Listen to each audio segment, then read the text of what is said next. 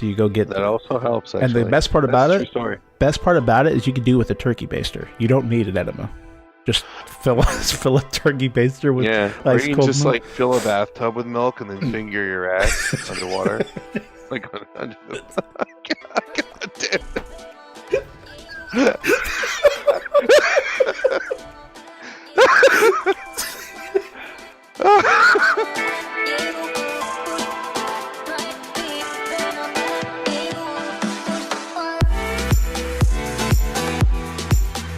Hello, everyone, and welcome to episode 92 of the Thought Patrol podcast. We're getting that much closer to 100 episodes, our centennial.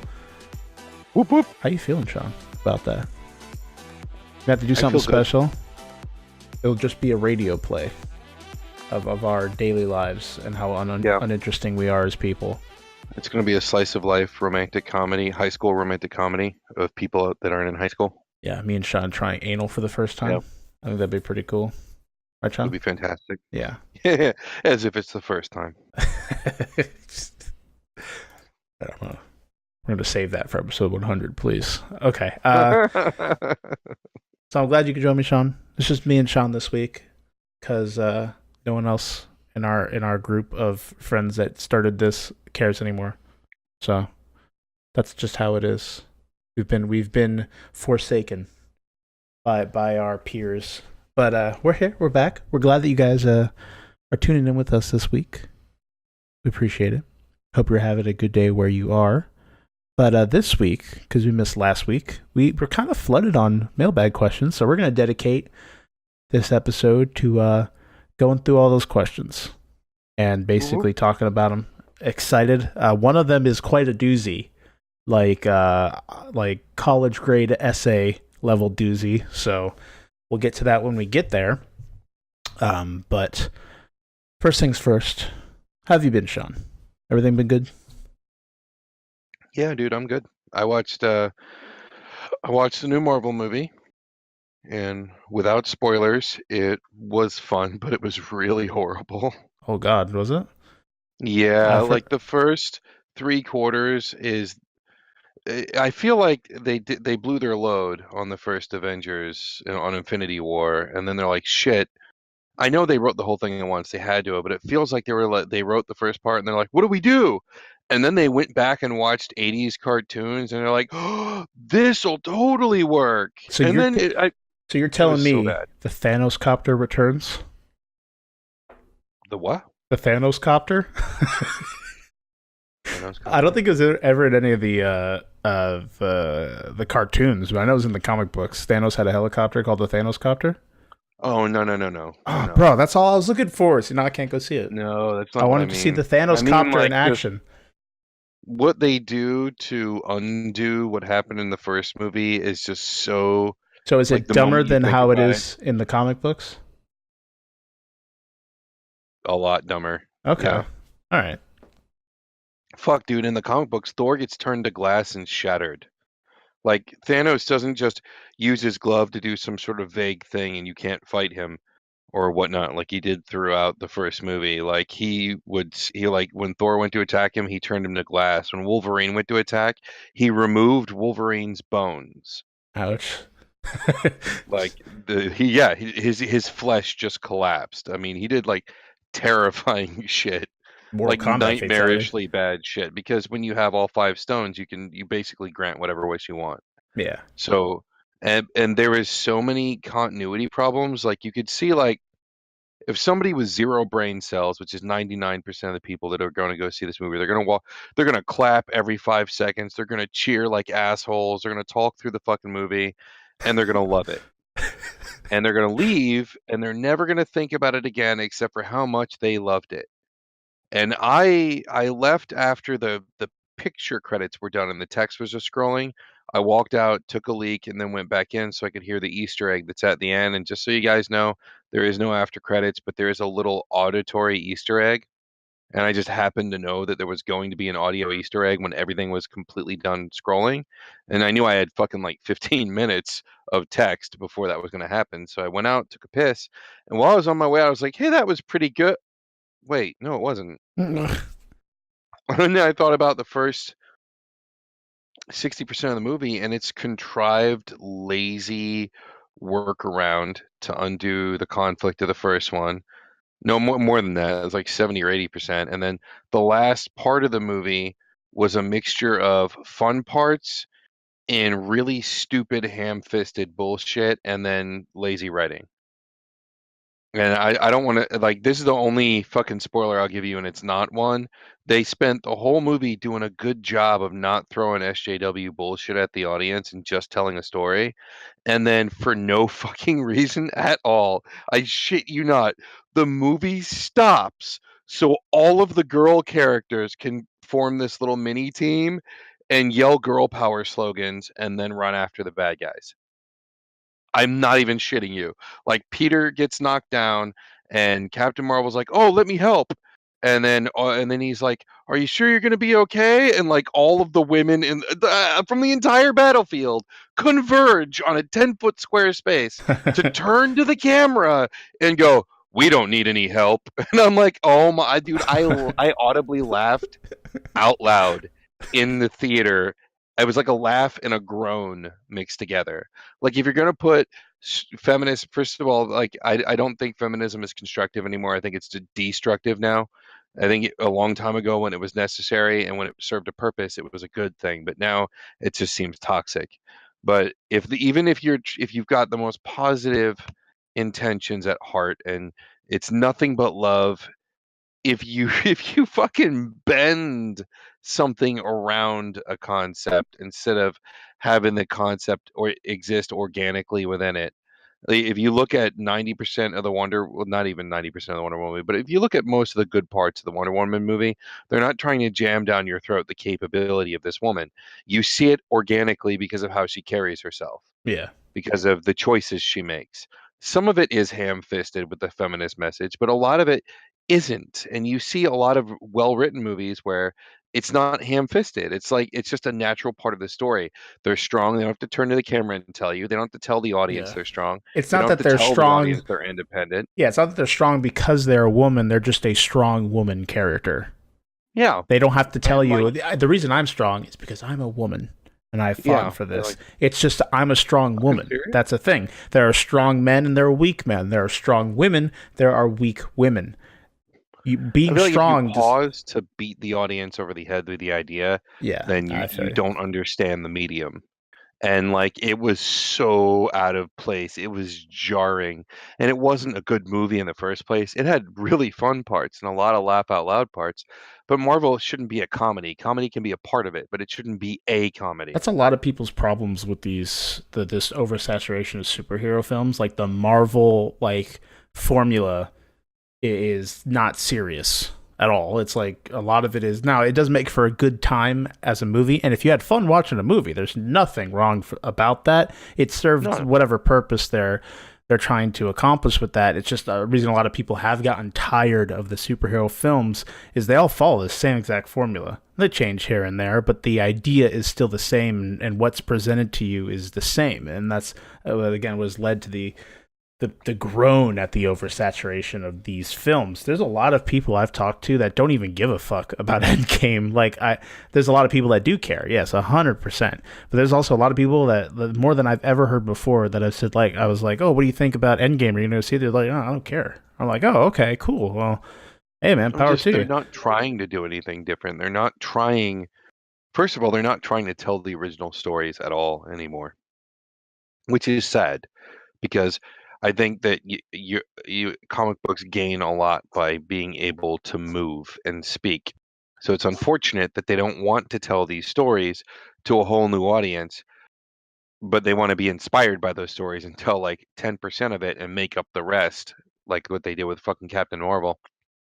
Not even 10% with that one, but I don't know. It was dumb. It played to the lowest common denominator. They didn't try and do anything intelligent with the script or the idea or the story. They didn't follow the original Infinity War at all. Like they did tiny bits of it in the first film, sort of, and obviously you can't because you don't have the roster that was in the books and whatnot. But they took small bits of inspiration, and then this one, nothing, absolutely nothing. So it's completely invented, and I was fine with that. It's just, excuse me, when they go time cop Like, I mean, when they picked the dumbest, and then they call themselves out on it in the fucking movie. It was just, I can't even begin to describe to you how dumb it was. But it was a fun movie, and there was some good jokes, and I feel like their writers are out of steam. I feel like their writers started falling out of steam with, I mean, a long time ago. I think Iron Man 2 was weak. I think Iron Man 3 was weak. I think Thor 2 and 3 were weak. I think Ant-Man and Ant-Man 2 were better attempts, but not as good as they could have been. But I still think Ant-Man 2 was a decent show. And I think Captain Marvel is an all-time low. And Yeah. Black Okay. Panther could have been better, but it was okay. I liked it enough. But this Endgame was just a disappointment. I think most people that watch it are going to have a lot of fun with it, and it is a fun movie. It's just completely brain dead. Okay. And, Cool. but Any outside of games that, you've I played? also watched. I rewatched The Irregular at Magic High School and thoroughly enjoyed it all over again. And then I watched the film for The Irregular at Magic High School, which is The Girl Who Calls the Stars. Okay. And it was good, and the animation was fucking awesome, but it was just like an extended episode. It was very, very similar in feel to the first fairy tale movie, which I Dragon something or Princess something or whatever, and the Seven Deadly Sins movie also felt like just a really long episode. They were well done, and this one was well done, and the animation was leagues better than the TV show, but it was just a long episode.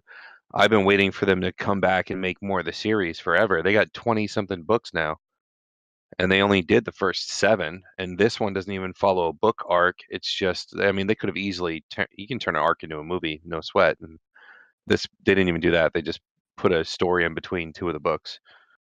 It's not like what they did with like the Kizu Monogatari movies or the Ordinal Scale movie where it actually is a new chapter in the story or so on. That being said, if you're a big fan of Irregular at Magic High School, it was good. It was, fun to watch, and you can find it on certain illicit streaming sites if you cannot find it legally. I think the only way I'm not getting it legally would suggesting you be, do that, but 9 Anime works well. yeah, I'd probably be purchasing it. Speaking of that, I still haven't seen the My Hero movie. I need to get on that shit. I've heard it's fantastic. But I've been waiting to watch it with you, so. any games?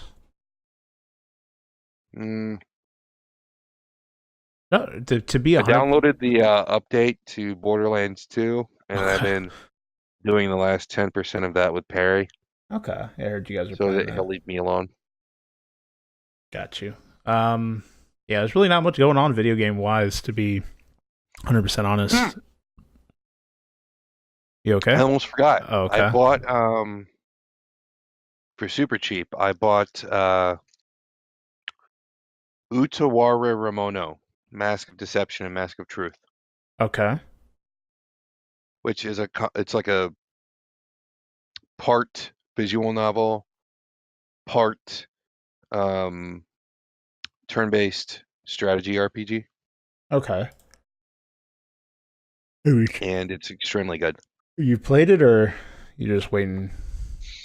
I'm not gonna lie. I watched somebody play it for like 25 minutes No, I because feel that. I didn't want to install it and start it because I knew I wouldn't turn it down. Like I just figured. So I intentionally jumped way late in the plot so nothing would make sense, and I would just tune out the visual novel parts, Uh-huh. and I watched the gameplay. And Nice. while the combat's happening, more story is happening. But I heard them talk about the story, and I read some reviews on it, and it all is really good. And these visual novel stories, these 2 games, are like fucking 80, 90 plus hours. So there's a lot of fucking art and assets in it. And the first game is PC only, and you can get it, but it's rare. It's out of print. It's like $90 to $100 for a used copy. And it's also an eroge. It's kind of like what they Uh-oh. did with the Fate Stay, where Yeah. it's a really great story, but there's fuck scenes. Yeah, see a good titty or two. So yeah, whereas the original, the Aurora Timon, etc., etc., Okay. that one is also has like just fuck scenes for Was he some trying to reason. You're like, summon the thanks devil? for saving my kingdom, vagina. Oh, yeah, Like I bro. don't. That's where it's at. What do you mean? I know. I do want to play it. I like because I want to know the story, but I was wondering if maybe somebody just has a video compilation of like the canon path Oh, I thought on you're gonna say all the fuck scenes. The thing about the Owari games is typically they only have one ending. Gotcha. So no matter what choices you make, you'll get different story bits, but you always end up in the same place. You don't have to worry. They're not made for like massive replay. It's just like you play through them once, you enjoy it, and then you go back and revisit it like 6 years later. Gotcha. As far as I know, they don't have multiple endings like the Fate Stay series does. Well, it's the only downside. But a Fate Stay game takes you about 2 hours to finish. At least the traditional games take you like 2 hours to go through the entire fucking story. They don't take like 80 or 90. Ooh, excuse me. Oh man, that was a rough yawn. Is there anything else, or? I don't know if it's actually that long. No, that's all I've fucking done. I masturbated a lot. That's about all I got for Nice. you. Good to know. Good to know. I'm glad that I see pictures of you, baby. I'm glad that information is sitting in my mind for the rest of this episode. Yeah, and all of our listeners.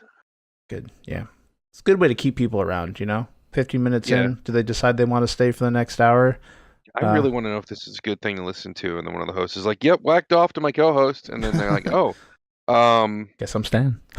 yeah. Like, might as well. Your teeth. Yeah, some button. Get comfortable. So, one hand down the side of the pants, the other hand over the back of the couch. Gotcha. Eating a bean burrito.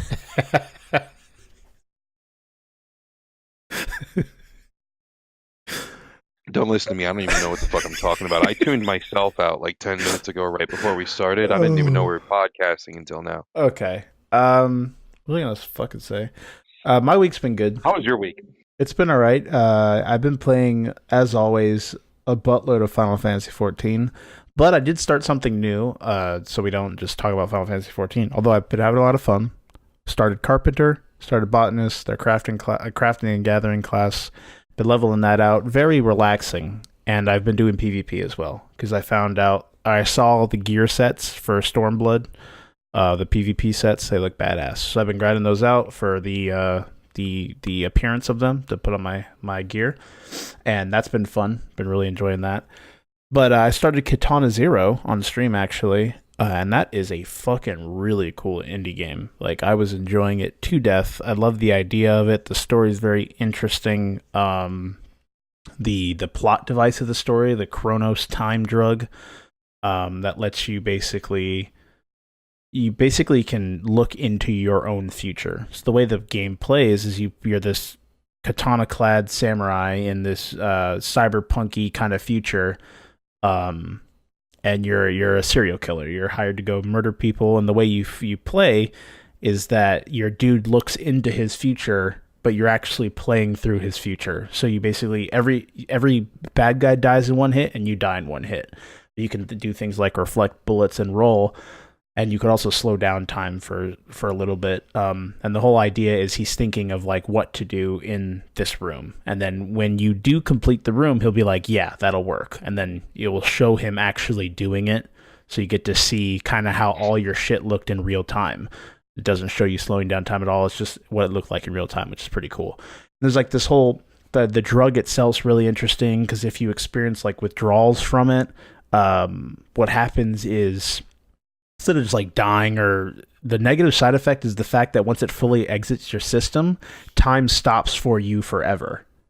Like you are stuck in that current moment. Like you can die, but if you die in a moment of being tortured, you'll forever be trapped in that moment of pain for eternity. That's just how it is. That's what happens. Even though your body is long gone, that's like, I don't know. I haven't fully seen how, I don't even know if they'll ever explain it, but that's just the idea of what happens when you experience the drug leaving your system, which is pretty interesting, because that's what your dude uses, so he keeps needing to get the drug.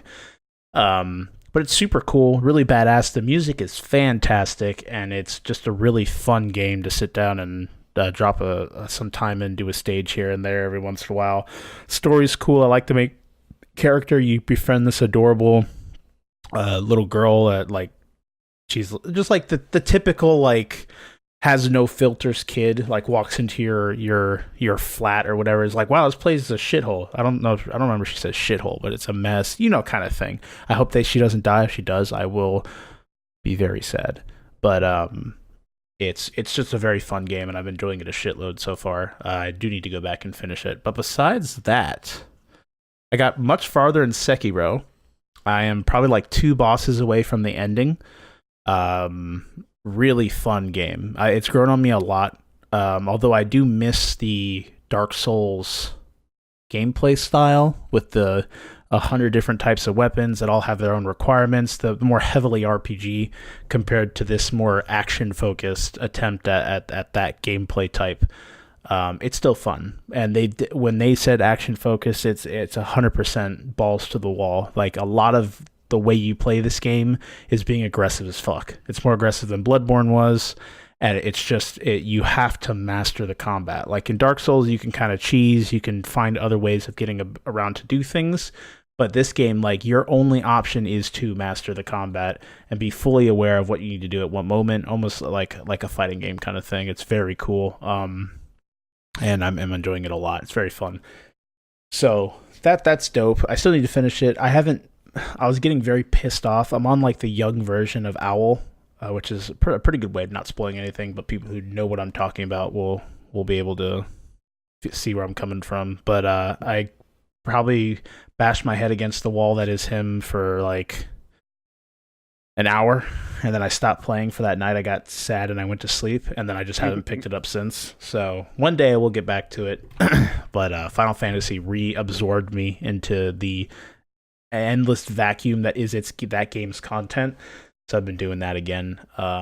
Just enjoying sweetness of its fat folds. Yeah, its loving embrace as it feeds me brownies and tells me everything will be okay.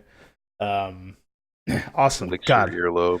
Can't wait. I showed one of my coworkers at work the Shadowbringers trailer. Also, speaking of the Shadowbringers trailer, someone on Reddit actually got a picture of it. They went to go see Avengers in IMAX, Shawn, and they actually played the Shadowbringers trailer at his theater, like the shorter version of it. So he got to see the Shadowbringers trailer in IMAX. Like he got a picture of the screen of like the logo at the end of the trailer, and I was like, holy shit, what I would give. Oh, that's kind of cool. That's so fucking badass. What I would give to see that would be so cool. I love that trailer. Is fucking fantastic. It is like the most hype I've been for something because of a single trailer in the longest time. It is so well done. The music's awesome. It's just an awesome trailer. I kind of feel bad that he paid IMAX prices for Avengers though. Listen, I'm sure he enjoyed it, but what was I saying before that? Oh yeah, so I showed my coworker the Shadowbringers trailer, and he's like, "Bro, this game looks awesome." I'm like, it's an MMO. Usually the trailers are a little bit spiced up. The game doesn't really look like that, but it's still a cool trailer. Like it could get someone hyped that has no idea what the hell's going on. So I thought that was cool. But you're completely missing the point. The idea is to lie to him until he's paid for the game and given Shawn his feathers. And then it doesn't matter anymore. What's like, we need to keep him around just long enough for me to get feathers. Shawn, there was someone put up an idea. I was looking through Reddit again for Final Fantasy, and someone put up the idea to go on the Steam community page, right, for Final Fantasy 14, and put your referral code there. He said he did that, and he got all the resources he needed in like a month, putting his referral code. It's one of the top-selling games on Steam for RPGs. So you can go, or give it to me and I could do it for you. Be like, oh, hey, if you put in this code when you sign up, you'll get extra stuff kind of thing. Put in the community page and see if we could get you some feathers that way. But all that out of the way. I can do that. But yeah, the Final Fantasy Reddit is awesome. The community in that game is fantastic. One of the nicest communities I've ever had the pleasure of being a part of. Like, I know I said we weren't going to talk about this game, but it's literally all I do every week. Did you just say there's nice people on Reddit? Yeah, would that be some damn surprising? Yeah, there's it's an awesome community over there. But speaking of an awesome community, some dude, Shawn, he was queuing for Thornmarch Hard, which is a trial in the game for those who do not know. It's just like a single boss fight that's usually pretty difficult. So he's sitting there, and I was farming mobs for their mats because I was still crafting. So I was just running around killing things, trying not to spend a lot of money. I was trying to acquire most of the resources for crafting myself. So I see him standing there, and he was there for like a good 5 minutes. So I was starting to feel bad. I'm like, oh, bro. So I sent him a message, and I'm like, bro, if you want, I could help you with that queue. I'll queue with you because he was a DPS, and they take like 20 to 30 minutes.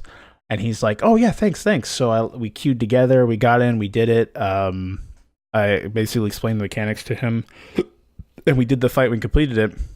And he added me as a friend, and we went our merry way. And then later I saw him in town doing something. That's why I waved at him. It was just like, it was so, like the typical like MMO story kind of thing. Like, oh, I helped this dude, and every once in a while I see him. I still, like, there's people I don't really talk to, but I've added them as friends, and every once in a while I'll be in town, and I'll just see that orange name walk by. It's like, oh, hey, that was that guy. I remember where I met him, or how we helped each other. We did fates together that one time or something, and I'll, like, wave at him Beat or each something. other off. Yeah, dude. It's just super cool.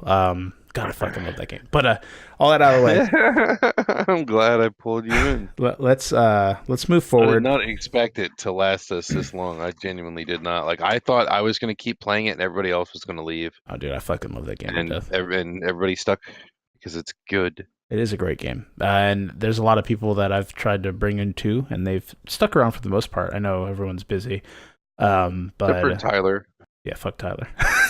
No, and like John, who got pissed off trying to install it and gave up because he fucked the code up, the key. Oh yeah, John. That's just how Jonathan is, man. 100%. He's like, God, fuck this. And he's like, yeah, like, dude, like you made a mistake. Chill out. Like, it's not that serious. Like, seriously. All right. No, fuck this game. So let's move forward. I'm glad that you've had a good week, Shawn. Any week with Final Fantasy is a good week. Am I right? So let's move forward. We do stream on Twitch occasionally. I have to say that this time because we have not streamed in a bit. I've been dealing with not only work being a little bit hectic. On top of that, I've had finals for school, but everything's starting to die down. I have one more, and then I'll be good to go. So expect streams to kind of start to pop back up. But it's twitch.tv/ThoughtPatrol. If you want to go over there, drop us a follow. We recently broke 100 followers on Twitch. That was really fucking cool. Super exciting moment. Also, if you want to hang out with the community, talk to the host, feel free to join our Discord. All the links to all of this will be in the description below, wherever you're tuning in. Also, while you're there, feel free to leave a comment about what we talked about. If there's something we talked about interests you, if you loved Avengers and Shawn's a fucking asshole for his opinion, let him know. Or if you hated Avengers and you're right with Shawn, let him know. But also while you're there, let me know how wrong your ideas are. That's fine. Exactly. Yes, there's nothing wrong with that. Also, feel free to subscribe. Get our content every week, Tuesday at 8 a.m.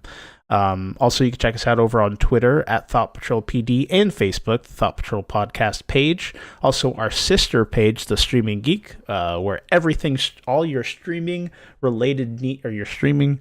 Fuck, I was thinking of something that you could put on like on a t-shirt and it just escaped me.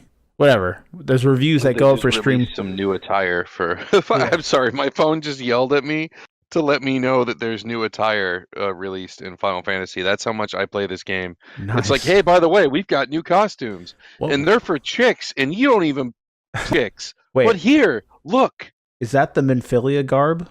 Yeah. Oh, okay. That's been out for a bit. I saw it's really nice looking though. I don't know why they're announcing it now though. I have no idea. But yeah, again, all those methods of connecting with us will be down below in the description. Feel free to check them out. Let us know what you think about the show, what you think about our content. We'd appreciate it. But we're going to move on into the big old spicy meatball that will be this episode, and that is our mailbag. It's quite thick. It's spicy meatball, and it's spiced with sex. Yeah. We got a thick mailbox, or mailbag. Oh my god, a thick mailbag this week. Thick with 3 C's. That's what the 3C thick sounds like, whatever the fuck Shawn just did. So we're going to go ahead and get right into it. And then we'll end with some news, a little more laid back episode. But I have to apologize to the audience. I've had a really rough couple of weeks. I had one of my friends passed away, and work has been a living nightmare, and I've been getting stepped on, and there's all this negativity, and so like I'm just doing this total dump of negative. I'm just trying to be positive, and That's it a just so detox, happens bro. that it's coming out as obnoxiously silly and gay jokes. So I apologize about all of that. Now you're But good. not really. We're gonna need it for this mailbag because it's a doozy. So we're gonna push forward. Carlos sends us in a mailbag. Now this is Carlos. we appreciate the question, Wow, bro, really? but you're this one's gonna be rough. So we have a marry one, fuck one, kill one, right, bro? Okay, got it. Just uttering all of this is gonna hurt me. But so we have the Star Wars Disney trilogy, Epic Games Store exclusivity. Well, I'm gonna be easy for Shawn, and EA loot boxes, and no nukes are allowed. I didn't even know nukes were a thing, but I looked it up, and I think a nuke is where you just destroy all three options, which I could have figured out from context clues. But whatever, I Google everything. So, marry one, fuck one, kill one, Shawn. We have the Star Wars Disney trilogy, Epic Games Store exclusivity, and EA's loot boxes. Kill Star Wars. Okay.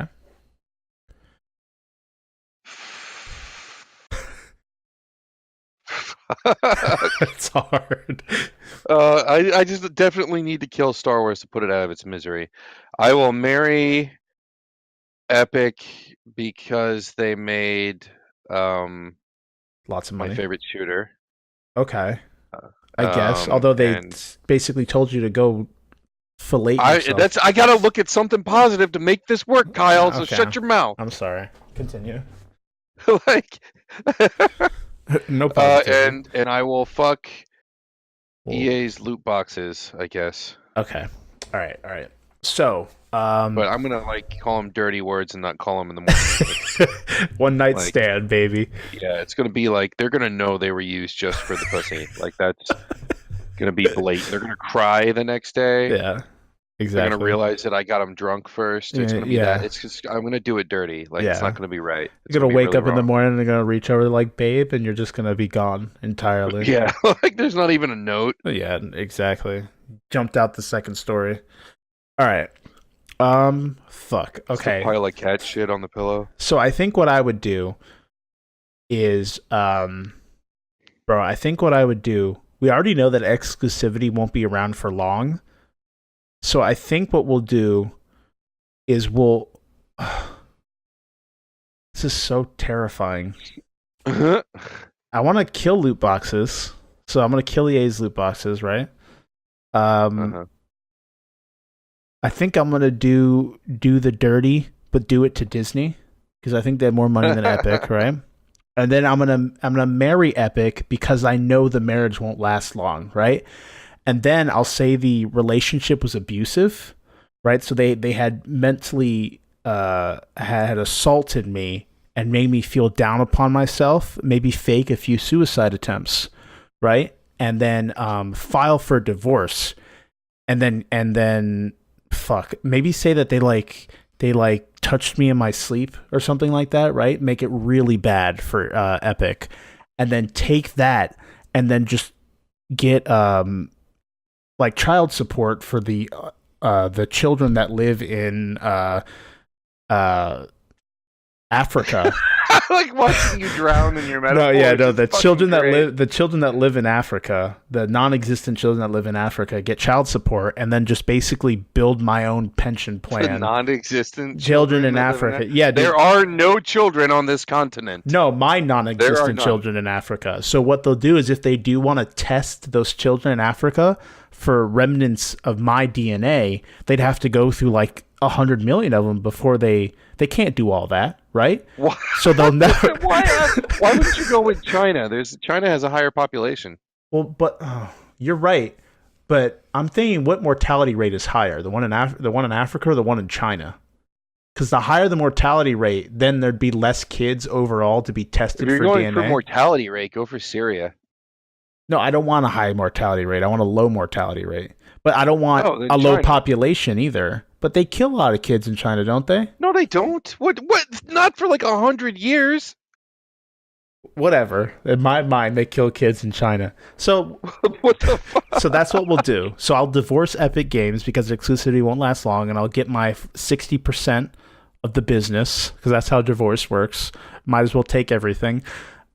We'll fuck the Disney trilogy, and then I'll steal their like belongings before I leave in the morning, and then I'll kill EA loot boxes because they are a cancer upon this planet, and they're destroying the games industry. I agree that they are a cancer, but I think Disney is a more painful cancer. Yeah, but I just have to fuck them, dude. They can do whatever they want, and why don't you marry Disney and take their money? Because then I'm committed to them, right? But I know you just came up with this whole divorce fantasy. No, but then it's easier with the store exclusivity because they're not gonna it's not gonna be around any longer, right? Or if it's not gonna be around any longer, I can marry them. Then since they're gonna die eventually, it's like marrying a dude that's like 95, right? And then when he dies, you just get him to leave everything in his will to you, and then you can make all the money that way. Give him the good pussy, right? And then he'll be happy with you. Ass, exactly. Yeah. And you only got to deal with it for like a month. Eventually, he'll get to the point where he can't even get out of his wheelchair. So all you got to do is clean his old man ass every once in a while. And you don't have to worry about actively fucking him. You could just play with his wiener, and then he gets the same feeling. He's blind. He doesn't know what's going on. He just knows that he feels good. And then you're good to go. Or buy a fleshlight, bro, and put it in the microwave before you deal with him. I don't know if microwave will melt plastic. It's rubber, right? I think you're good. I think seriously, okay. I think you're good. Okay. You're good, man. Okay. So that's my answer there. I think that will work. And then that's the best way of me getting out of it. I got to whore myself out for a few years or so, but I'll be living pretty the rest of my life. My kids will probably be living pretty too. And then they'll speak of the legend of Kyle, the man that whored himself out to the 95-year-old Epic Game Store exclusivity that went at a stop and whatever. So yeah, there you go. Let us know what you guys would do here. I know this is quite a difficult question to ask y'all because there's a lot of bad in this question. Ooh, that rant destroyed my throat. So we're gonna move forward. So we have Larik dropping us a question, quite a lengthy one here. So he says, we're back to the bathroom. We're back to the bathroom this week for another question. So just to get the setting straight, we're back in the bathroom. Remember, he was the one that brought out the great debate of 2019 with the zipper or balls over the waistline, right? Yeah, so we're back in the bathroom. He's setting the setting for us. We have another question. Allow me to set the stage, right? It's Friday morning, and I'm a couple of bottled waters in when I feel the need to relieve myself.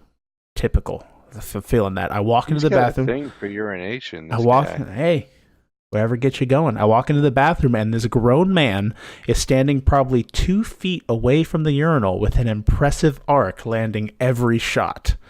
I'm talking far enough back, he's almost standing behind the little divider wall. If that wasn't weird enough, when I walked out of the bathroom, I look over and the same guy is on his knees getting a drink out of the drinking fountain. Okay, I had to visualize that for a second. That last part isn't important to the story, just odd. The question is, what is the appropriate distance to stand away from the urinal? Is it aim-based?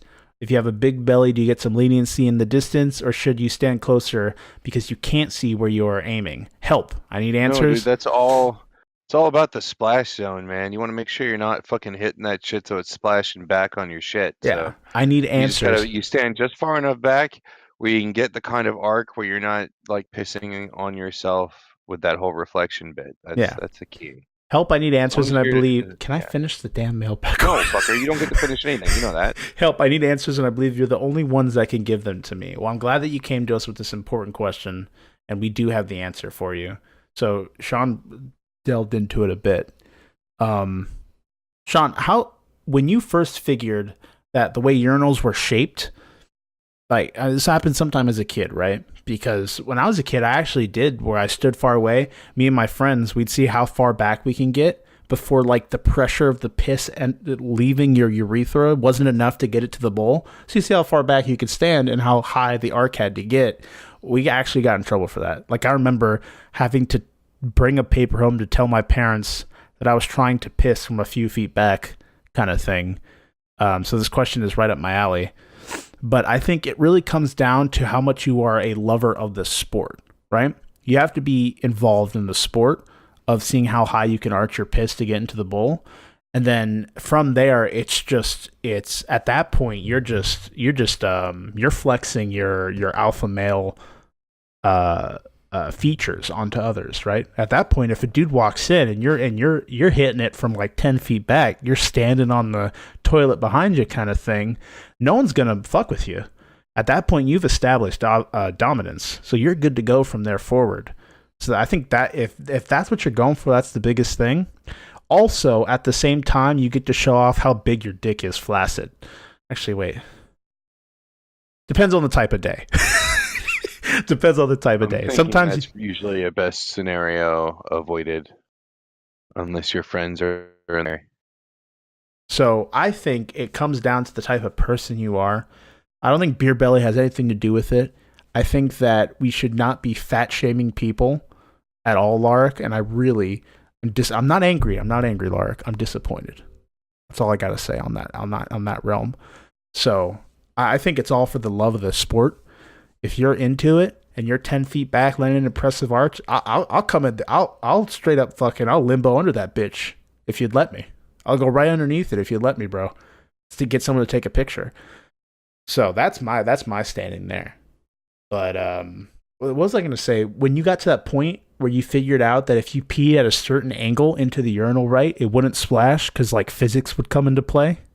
Well, it would still splash, but not as heavily. So physics would come into play, and that shit would like slide down the side, and then you were practically Einstein at that point. Do you remember that point in the bathroom when you realized that? Because at every point a kid figures that shit out. You're not just peeing straight into where the urinal cake is. You're hitting it along the side to make it splash less on your shoes and shit. Shawn? I really didn't understand how you were saying that directly to me, so...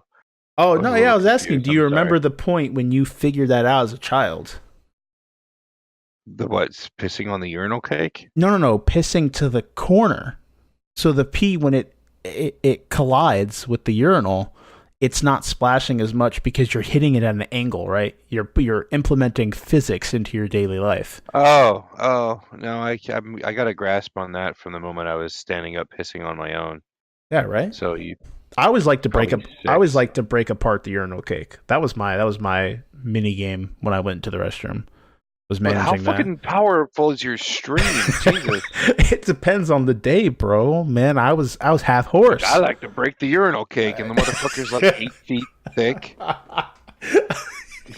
He's shooting out fucking Superman urine. It's just a brick sitting in the fucking urinal.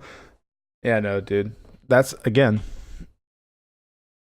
why I stand so far back, because I'm a danger to myself and the others around me.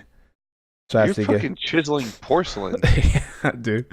Hey, man. We aren't born with... we aren't... I was like, you don't even know, man. Yeah, you don't even know. We don't get to pick the powers we're born with. We just live with them, right? So... Yeah. So what was the question here? I think I answered it. But what do you think, Shawn? What distance do you think is proper? I already said it. You got to keep yourself just out of splash zone. Okay. Know how to aim so you're not getting the splishy splash on your wiggly bits. Now, do you think that there's a certain sweet spot though, right? Because you have... It depends on your stream. Like you've got like the jet stream coming out of your dick. So I mean more in reference to the men around you, right? Because you want to be to the point where you're not splashing yourself, but you want to be to the point also where you can show off your assets at the same time, right? No. Would you agree? You wouldn't agree? I would not. I think every time showing off my assets. Right. Every time I don't like bathrooms because they're filled with poo germs. So I'm. so is your phone. I absolutely limit the amount of time I have to be in there. I am much less concerned with showing off my wiggly bits and more concerned with getting the fuck out of Dodge as soon as humanly possible. So it comes down to how we were raised, right? And the way we view the bathroom. I view it as a competition, bro. You are in there to establish dominance every time. Even if you're by yourself, you must establish that you are the alpha male of the room, and then you go and pee in the corner to leave your scent. So when the other dudes walk in, they get an idea. They're like, oh shit, Kyle was here. We got to be careful. We can't mess around too much here. He peed in the corner. So Let's go tell staff so we can get him evicted from the movie theater. I don't even know what I'm talking about. I've lost all semblance of sanity at this point. Absolutely, yes. That's an accurate statement. Okay, well, I'm glad that the legendary Lark, who brought up the initial debate of I need to come up with a name that's not, I guess, balls out, balls in kind of thing. I think that's perfect. So the balls out, balls in debate that he had brought up. I'm glad that he has hit us with another. Thank you for the question, Lark. We appreciate it. I am a little concerned about your obsession with urine, though, Lark. I think we may have to have a discussion. Yeah. In the restroom, so he's safe. He's comfortable. He has the smell. It's lingering. Yeah, but we'd have to be pretty quick about it, though, because I know you're having your issues with the poo germs. Don't want to inhale too many poo germs. Poo germs are bad. Yeah, it's in and out. If you think about it, you can visualize how many poo germs you've probably inhaled in your lifetime. But we don't want to do that. Well, you don't want to do that, but just the idea of you not wanting to do that gives me hope that I may want to do that at some point. But that's a lot. It's like the idea of like, oh, the average human swallows 2.5 spiders a year in his sleep, kind of thing, right? That's not even remotely true, though. They totally shot that way out. Like they don't even know like where the fuck people came up with that nonsense. It's like the wives' tale. The same thing with like cats stealing your breath. Who sits there and like, you know what? I want to do a wives' tale. What do? Nobody's done swallowing spiders yet. That's a great idea. Exactly. Have you heard the wives' tale of like cats will come up and to like steal your breath or some shit in your sleep? Yeah, but that comes from an actual thing. That actually happened? No, you don't want to leave cats alone around infants because they sleep on their face. Yeah, because cats like to be warm and they like warm breath. It's comforting to them. That's why they go and sleep on top of car engines and shit like that. So a cat, without meaning to, will go and lay with a baby because they're just comfortable around babies and suffocate them. And they suffocate them on accident. Oh, okay, interesting. That's where the stealing breath thing comes from. Okay, so the spiders have to have some form of semblance in reality somewhere, right?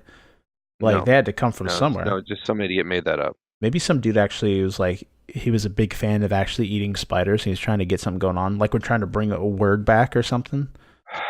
That's probably what it was. I bet you. All right. So let's move forward. That's got to be it. Yeah. Handsome Jack. Okay. This one, get out your popcorn. This one might take a second. This is a lengthy one. But we read anything. Like Sam lengthy or like normal human being lengthy? This is like Sam going for his college thesis lengthy. Oh, wow. That's yes. All right, I'm ready. All right. I got some popcorn. So this is Alex. Buckle up, boys. I'm following Sir Larrick's avowal regarding the requirement that some stories must be told in full detail. This is a conversation happening in the mailbag section of our Discord that you can actually participate in if you join our Discord. The link is down below. So you're required to, or else we will hunt you down. Exactly. I know where all you guys all relatively live. Talking to you, Alex in Peru. We got Valhalla. your IP address. I mean Peru. Yeah, that's close enough. I was gonna go with Valhalla. I thought that was believable. I don't know why you had to go with something more realistic like Peru. Yeah, you're good. That's why I've chosen to tie this story into my inquiry of this week. To start, there are 2 things you must know. First, I have a cousin with whom I've grown up with since early childhood, say from around 8 till present time, where I shall turn 23 come October. Happy early birthday. Damn, sexy bitch. October babies, what? Yeah, bro. He's born in the month of the spook. Damn, yeah. That's awesome. That's not a racist term. He's talking about ghosts. Oh, yeah. So you all know. Yeah, the skeleton times, exactly. Okay. His name in this story will be Seashell for simplicity's sake. Is that a reference? That's what you came up with? Is that a reference to an older episode? Didn't Caitlyn have some kind of... it was baseball. Okay. No, Caitlyn was just really shitty at coming up with secret names for her friends. She's like, it's like her friend Dave, and she's like, all right, we'll call him David. Okay, I thought she called someone seashell, but I remember it was baseball. Okay, so seashell for simplicity's sake. That was a long time ago. Baseball was the first one. Yeah, the other detail you must know is that on my mother's side of the family, I have Indian roots. In fact, I'm a quarter Indian, albeit you couldn't possibly tell by looking at me. Drawing inspiration from the Indian culinary arts, I've developed a strong affinity for spicy food. Oh, they're actually talking real Indian, not like stupid bastard Indian, which is actually Native American, but people call it Indian because they're dumb. I got you. Yeah, So you're talking Indian. Indian, like All curry right, Indian. good. Yeah, the fucking sweet Ganesh. Speaking of Indians, this is not part of the mailbag question. What is it with, just a slight rant, what is it with Indians? I'm not racist, I promise. All right. No. Like every time somebody says I'm not racist, they follow it with really super racist shit. You know that. Listen. Like you should never don't even bother saying I'm not racist. Like What that is the worst mistake you can make. What is it with Indians and going to Subway at 11:30 at night? This is just a case study. This is not saying all Indians do this, but every time I have a customer come in between like 11 and 12 o'clock while I'm getting ready to clean, it is a family of Indians. I don't know if it's the area we live in, South Florida. I don't know what it is. Or it's just they are naturally drawn to Subway for the vegetarian aura that we emit from our building. I don't know. But like there's always like 7 Indians that come in. I don't know a better term that doesn't sound as bad. I don't know if they have like what's the Maybe word? just not phrase it. What is it with Indians? But And they all look speaking of they all Indians, look like there's Indians. this Indian family that comes in every night. I don't know why. They're all They come in Indian at though. 7:30 and they eat subs. And then what's that about? And then my 11:30. comment is 11:30. maybe they get hungry at 11:30. Why are you bringing your whole family, babies included, to a Subway on a weeknight at 11:30? That's my beef. Because they're fucking hungry at 11:30, bitch. Eat earlier. It's bad to eat that late into the night. Did you ever think about that? Okay, hey, pass the bud, bro. How about that? Don't be a selfish bitch. The least convincing pass the butt I've ever. Oh yeah, dude, I smoke the Mary Jane all the time. What do you mean, bro? I smoke it all the time. I don't know what the fuck you're talking about. I look at the weed. Yes, it's a me. All right. Where we? I don't know. We left Sense a long time ago. Before my Indian rant. What is it with these? Why? They don't share the weed. Fucking selfish, stoning and ordering stuff fucking late at night. God damn it. Also, because they're all Indians, or because they're all vegetarians. That's what I was trying to say. Because they're all vegetarians. It's always this. This is a case study. This is all the ones that have walked into my store have been vegetarian for the most part, like 90-something%. It's always like these complicated ass veggie subs, right? Where they got me putting like 16 different vegetables on their sub, which is fine. That's usually how the veggie ones are. But when you order 6 subs, Danish, it makes my job a little bit harder. So that's the only beef I got, man. I'm the only person there. You guys can come a little bit earlier. They're veggie subs. They won't go bad. It's not, or not that they'll go bad eventually, but they won't get like cold or something like that. It's a vegetable sub.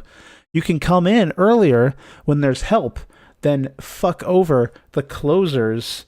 And it's the same people. So they know that they're causing me grief when they come in and order their 7 sandwiches because they know I'm the only one there. It's just, that's my beef, bro. That's the tea. This is the motherfucking tea right here. Is Kyle, put it on the news tabloids or whatever. Kyle from the Thought Patrol podcast has beef with Indians. Right there. Put it on. Sell it at your local gas station. That's the beef I got, man. They're making my job harder, and they do it on purpose. They do it on purpose, Shawn, and they don't pass the bud, bro. What am I supposed to do about that? Just sit aside and bend over and spread my ass cheeks while Danish fucks me in the ass? I'm not gonna let that happen. I think probably genocide is your best option. See? There you go. I'm gonna stop the rants. We need to finish this question because I was thinking not for some reason my mind went to Elon Musk and then his That's gonna be my answer from now on. What do you think we should put on these sandwiches? Genocide. There you go. Yeah, genocide with a side of curry. That's how you make Indian genocide. Yeah, it's curry, also known as curry genocide. Yep. All right. It's genocide curry, not curry genocide. Yeah, that's true. That's true. Yeah. Okay. I know that he's opened up to us, Alex here, and said that he's part Indian, and then we proceed to talk about genociding that race. Okay. That's a stretch. I didn't say that we should genocide the race. I just said that was an option. Yeah, it's on the table. It's on the table. Yeah. Well, we could talk about genociding Caucasians. It's just then you have to get specific as to which Caucasians. They already did the Jew thing, so that's out. So you got to pick totally like. Says who? Do you want to go with like the French? It's a quick double tap. Or like Italians. Well, and then if it's Italians, you can only do like half the country. Because half of them aren't white. They're, they got the whole Sicilian thing going on. Yeah. So then you got to fucking walk through house to house and do a skin tone check to see who gets to be righteous and blah blah. I'd pick like a smaller race because it just takes less time. Or like you go with go with the route of less resilience and you just drop a nuke in their vicinity. And then you've effectively genocided enough people to be... much more work. Just pick a race that's like Samoans. Done, right? It's one island. Boom. I guess. The whole thing's taken care of. Or Hawaiians, that'd be easy. You know I mean, that's an island No. chain. You go... No. Forget the bombs. You go up to the island. You tie some boats to the trees around the island, right? And you just drag it off the side of the earth. And your problem solved. Right off the edge. Right off the edge. Southern edge. Yeah. Into the I like that. Into the abyss. Yeah. The abyss. Problem solved. Where the little rabbit lady lives in the terrifying puddle of goo. You stop this. I didn't ask for it. I didn't ask for my feelings to be heard. All right. Or the arm amputation of wonder. I saw a meme. Have you seen that Yoshi meme where it's the Yoshi song and then something will happen and some person's mouth will open and it'll make them... I'll have to show it to you after. Never mind. Okay, the other detail you must know is that on my mother's side of the family, I have Indian roots. I've already said this. Our story first starts when Seashell is around 15 years old, and I'm 15, and I'm 13. Jeez. You made his story so much longer by your side thing. That really... this podcast is going to be longer than normal just because of the rant. Yeah, we already started. And he has the ill fortune of sampling a small knife's edge worth of a special concoction. Said concoction is said to contain all the horrors of the mortal world and has been known to pass in the names of Harakiri and Devil's Jizz. More on that later. The fuck are you talking? Wait a minute, hold on. This starts off with, I'm like 10% Indian. And then I have my cousin who's also a little bit Indian. And then the next thing is Devil's Jizz. Yeah. So he had the ill fortune of sampling a small knife's edge worth of a special concoction. Concoction is said to contain all the horrors of the mortal world and has been known to pass the names of Harakiri and Devil's Jizz. More on that later. Seashell ingests a mere droplet of the sauce. No more on Satan Jizz later. And it ends up ravaging his esophagus on the spot, effectively cursing him with the inability to eat any more spicy food without defecating gratuitous amounts of hellspawn shit. He eventually recovers. Fast forward 6 to 7 or so years later. Wow, that sentence was a mouthful. Seashell is slowly regaining his ability to safely eat spicy food without exploding his asshole and turning his bathroom into a testing ground for biological warfare. Great ring of fire and all that. One night, we agreed to travel into the city, meeting up with two of Seashell's friends, aptly named Dark and Beard, again for the sake of simplicity. Darkbeard. Darkbeard. That's the new hero. Darkbeard. It's like a hipster villain. Yeah. his lair is the local Starbucks, bro. Yeah. You have come to the lair of Darkbeard. Macchiato with that. Again, for the sake of simplicity, we locate the vendor at which the devilish sauce can be purchased and consumed. And recalling old memories of past transgressions, Seashell and Beard eagerly egg me on to attempt devouring the harakiri hot dog, a challenge in which you can, if you can eat the whole thing without drinking or spitting out / throwing up in less than 5 minutes, your bravery or stupidity is rewarded with a stylish t-shirt on which you can brag about your achievement, worthless as it may be. Fool as I am, I agree to take the challenge, but I successfully persuade Beard to do it alongside me. We pay for it, and we start the challenge. The next 45 minutes or so are minutes that have been either burned into my soul or forgotten entirely. After starting to consume the hot dog, I find myself trapped in a large tunnel of fire, feeling only anguish and agony from the spiciness of the food. Now I get why they call it the devil's jizz. It hurts to the point where I want to scream, but do not seek to draw unnecessary attention. A good 25 minutes pass while I'm sitting there sucking the devil's dick, barely even conscious from the excruciating pain possessing my body.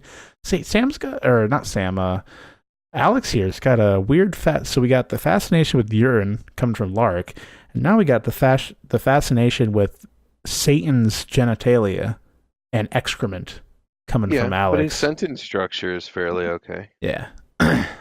Isn't it magical that English is not his first language? This is a very well put together question. That was not sarcastic. It may have sounded like it, but it was not. Vaguely in the distance, I hear dark... What? Angrily chewing out Seashell. At the frequency of jizz at the moment. Yeah. Continue. I hear Dark angrily chewing out Seashell for getting us to do something so horrible, and Seashell is more than amused at the misfortune of Beard, who is also sucking his own devil's dick, and is not in a good place. This is getting worse. Next, I don't remember much other dealing with the pain on the subway ride.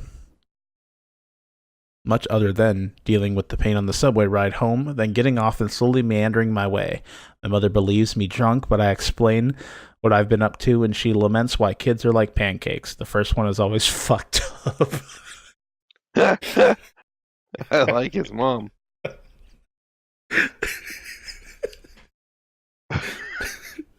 That's beautiful.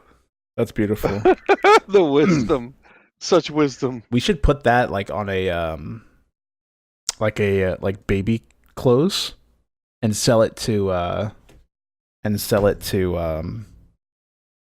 like those organizations that deal with like mentally disabled kids. I think that's a very good niche for our market if we were to put that on shirts. Alex, hit us up, business email, thoughtpatrolcast@gmail.com if you want to get something like that going on.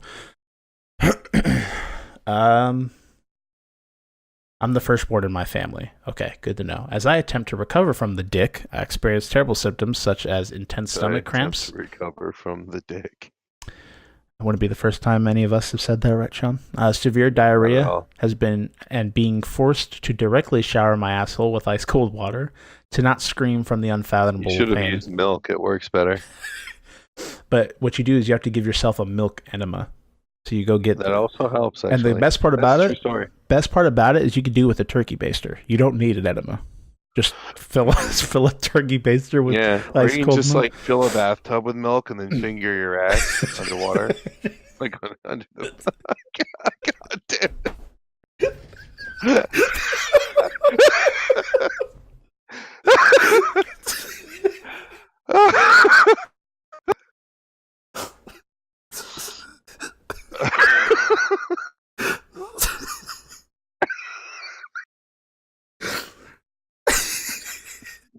Jesus Christ. What the fuck is this episode? Oh. I lost my spot again.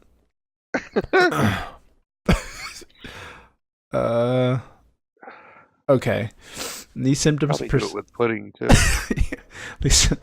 I was thinking you could do like a reverse fart, right? Where you squeeze your abdomen, you suck air into your asshole, and then you filter it, and you push it back out. Filter it. Yeah. You just shove a tampon in your ass first, so that filters the What, it's sucking? Yeah. These symptoms persist for around 24 hours. My brother asked me how a simple hot dog can be so bad, and I resist the urge to punch him in the face and then pour the hot cutie sauce directly into his anus with an enema. Oh, see, we beat him to the we beat him to the punchline. The anima Yeah. reference? Yeah. Eventually, my But system rids itself of the spiciness, and I can make a full recovery. Seashell bristles with envy that I did not experience the curse he had all those years ago and can still eat spicy food. I still tease him about it from time to time. Now for the question that sparked this story: what single piece of food or meal fucked your gastronomic self up the most? Be it because of intolerance, expiration date, or simply because you didn't like it, etc. So, so simply not liking something can fuck up your stomach. but I guess that's like the final straw if we don't have anything else to It's relate the to the situation. final countdown. So, you ever had something that like just completely made you regret it upon the consumption of it? Yes. I remember us Trying to telling remember what they called it. I remember us telling a story a long time ago, or you telling a story a long time ago about some kind of spicy food that fucked you up. A long I time only ago. had two. I mean, I've gotten myself into trouble with dumb dares many times. Like, oh, I bet you won't fucking do it, and then I would do it, and then vice versa, and so on. And there was many times, and it was like super hot, but there's only like two times that like it was just a really agonizing experience to the Okay. point. Well, no, I mean there was a lot of agonizing experience, but two that I remember sticking out is one, my first experience with not that fake wasabi shit, but genuine wasabi, like real wasabi, the expensive shit. Okay. Um, and I didn't know. Like it was a Oof. Japanese family. They actually made their own wasabi from wasabi root, the whole nine. It's green tea pudding. And they, huh? Nothing. No, I thought because I didn't know a lot about sushi and sashimi at the time, Mm-hmm. so I thought it was like another piece of some sort of weird sushi concoction. So I took the entire fucking amount, Oh which god. was about the size of a California roll, Oh. like like Yeah. about an inch, like one bite, not the entire thing. So like it was about 2 inches wide and about an inch and a half deep, Sounds like the devil's dick. and I put the whole fucking thing in my mouth and started chewing and immediately dispersed it amongst my mouth. And if you know wasabi, Yeah. the green shit you normally get is horseradish. And a wasabi is a horseradish, but the green stuff is normally dyed horseradish. It's not true wasabi. Okay. And wasabi is actually hotter, but it's got a cleaner taste. And it doesn't. It's not. It doesn't. It's. I don't know. It tastes better. Wasabi Okay. actually tastes better than horseradish. So it's got a bite, a deeper bite, but it doesn't like sting your eyes and melt the yolks of your fucking, like Yeah. it doesn't blind you like fucking horseradish does. So but the thing, I put the whole fucking amount in my mouth, and so I'm chewing on like horseradish Play-Doh, green wasabi Play-Doh, and it doesn't hit you immediately. So I'm like, and I put the whole fucking thing in my mouth in front of my buddy and my girlfriend, both who are Japanese, both who know what everything is, and whom I told them that I was experienced enough to sit down at this table with the family and eat the sushi and sushi. Obviously, I talked out of my ass because I had no fucking idea what that was. So what makes it stick out Yeah. is the fact that like I had this girl was Japanese, the family was Japanese, my friend was Japanese, and I had all this delicious sushi and sashimi that they had cooked, and they also did like this little like bento thing in the middle, like these food boxes and one. I was a fucking smorgasbord of deliciousness. But I ate the entire household's fucking. First of all, here's the first embarrassing thing. That little wad that I popped in my mouth was like $30 worth. Ouch. Like it was expensive, right? So that's the first fuck up. The second fuck up is like I put the whole fucking thing in my mouth, and that's just rude. But the third fuck up is that I told them that I knew what it was, so that they didn't sit there and tell me. If they had told me, then I would have been fine. So they didn't tell me what anything was. So I'm just like eating it wrong. I'm dipping it wrong. I'm doing everything fucking wrong. Which is why this is the first and last time this happened to me. But the worst part is I couldn't scream for help because I wasn't going to admit that I fucked up. Yeah. So I'm sitting there chewing, and I'm breathing, and my lungs are on fire. My throat feels like it's burning and bleeding. My tongue feels like it's shriveled up and turned into leather. Like everything bad is happening in my mouth, and it's horrible. And now my friend thought this shit was fucking hilarious, and tears of joy are streaming down his face. And I didn't realize that this shit was so fucking hot that like snot's running down my face. Yeah. Like it was gross. Basically just I mustard basically gassed ate yourself. pepper spray. Yeah. But the family was insulted that I wasn't honest with them in the first place, and I also didn't exactly score any sexy points with the girl I was dating. But it was extremely painful, but the pain was extremely quick. But it was extremely painful for my first time out with that. But the other thing is I tried hot sauce, and it had like this really, it was called like, Ghost pepper? no, no, it was made from something like, I don't remember if it was ghost pepper or if it was, I think it was ghost pepper, but I think there's one worse than that, and I think it was made from that. But it was grimy looking. Okay. It was like thick. It wasn't like Ooh. a thin sauce. It was like a thick. Have you ever seen nuclear hot sauce? You know how normally, no matter whose nuke it is, it's always a different uh, recipe formula, and they call it nuclear, but it's always lumpy. I guess. I'm not a big Got connoisseur like of hot pieces of sauce. pepper in it. Well, typically they'll have seeds in them or pieces of the pepper, things like that. Like for some reason, nuke tends to be this weird concoction, and it looked a little bit like that. It was a little bit thicker than what I normally expected from hot sauce, and it was made from like this ridiculous, like a 9 trillion Scoville unit fucking volcanic rock or something. Hmm. And the idea was to be able to eat like one cracker with a dab of this shit on it. And if you could do that, then you would be fine. Someone And say so I dab? was like, yeah, boom, dab. So I was like, oh no, fuck this, dude. I'm the shit. I can eat all kinds of hot sauce. And they're like, well, I bet you put 2 dabs. And I took I think it was called like abattoir or genocide or fucking slaughter. It was something that you could have easily stuck on a horror movie. Yeah. And I poured half the fucking bottle on the cracker and lumped it up like ice cream. And my mouth was on fire before it entered my mouth. Yeah. Like all I did was breathe, Shoved a and I meteorite. shoved all of it in there and swallowed it, and like I didn't make it to the bathroom. I'm sorry. Like it started running out of my throat and trying to exit out the bottom like 15 minutes later.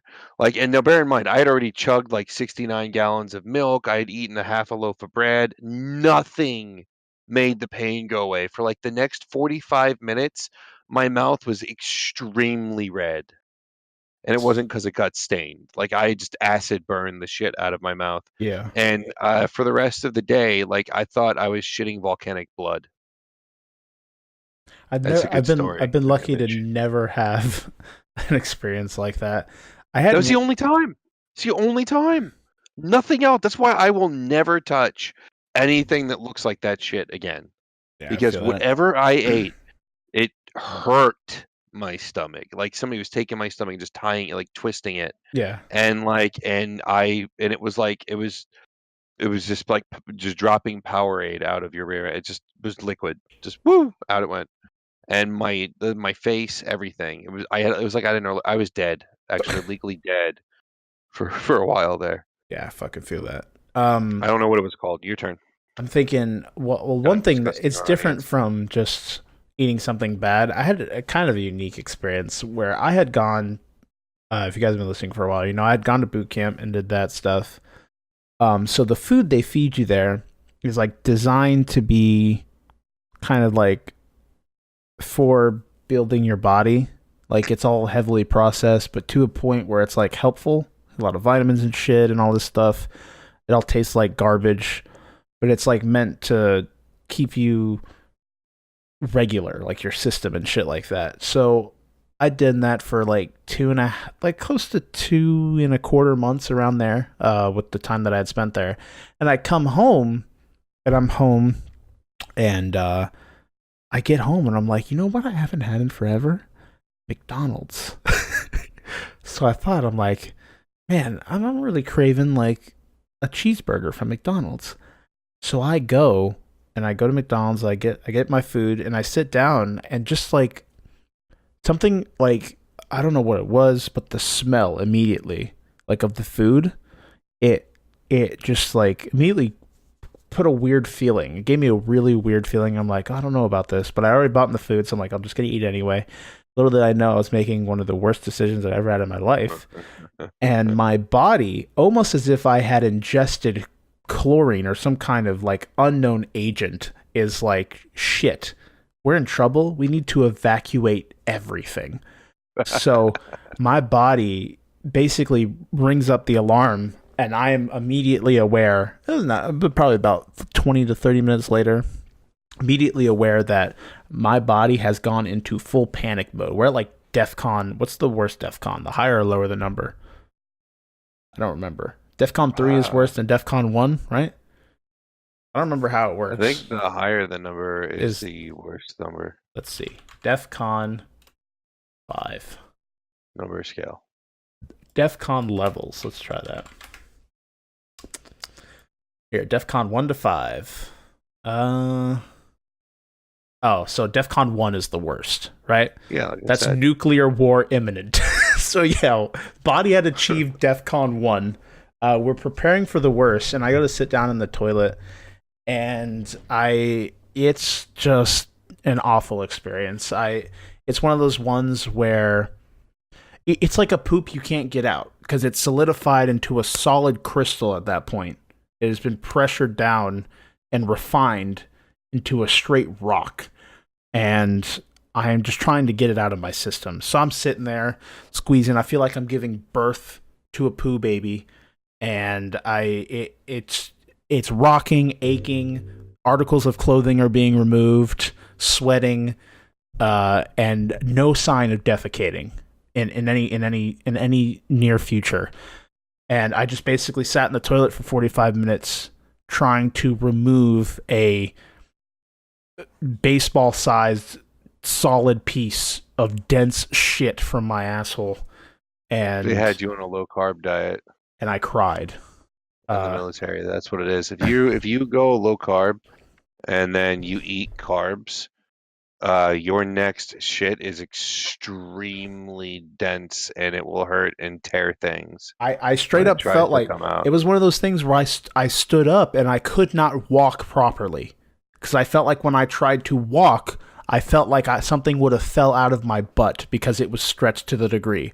I felt like I had just stretched my asshole with my doo-doo. Like if I had inserted a dildo into my butthole. Once again, I'd like to apologize to our audiences for anything that we may be saying. So, like, and the terrifying. That was one of the worst experiences I've had in regards. But that wasn't spicy, right? I thought we were. No, it was just anything. Part. It could be intolerance, expiration date, or something you just didn't like.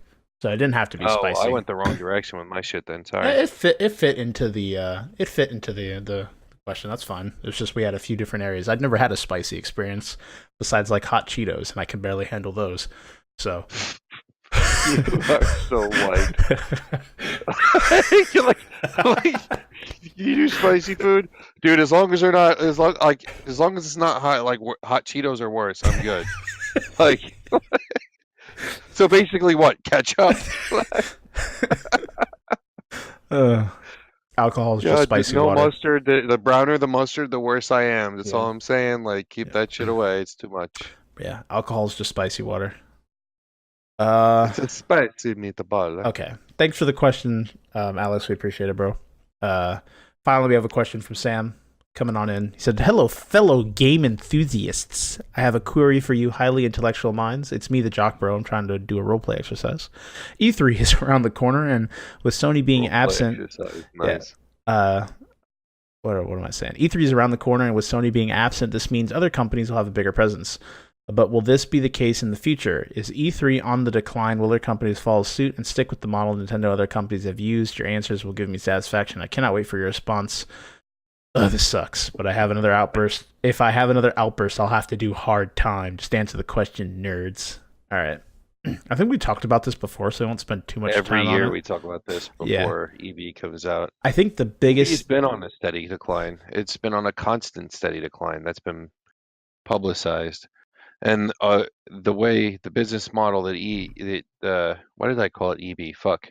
The business model that they use for E3 is different than what they use for like PAX East and fuck the other one and shit. And those have been gaining traction while it's been losing traction. Then you've got all these independent ones like Sony does their thing, Nintendo does their thing, Microsoft does their thing. They all have stupid names for them.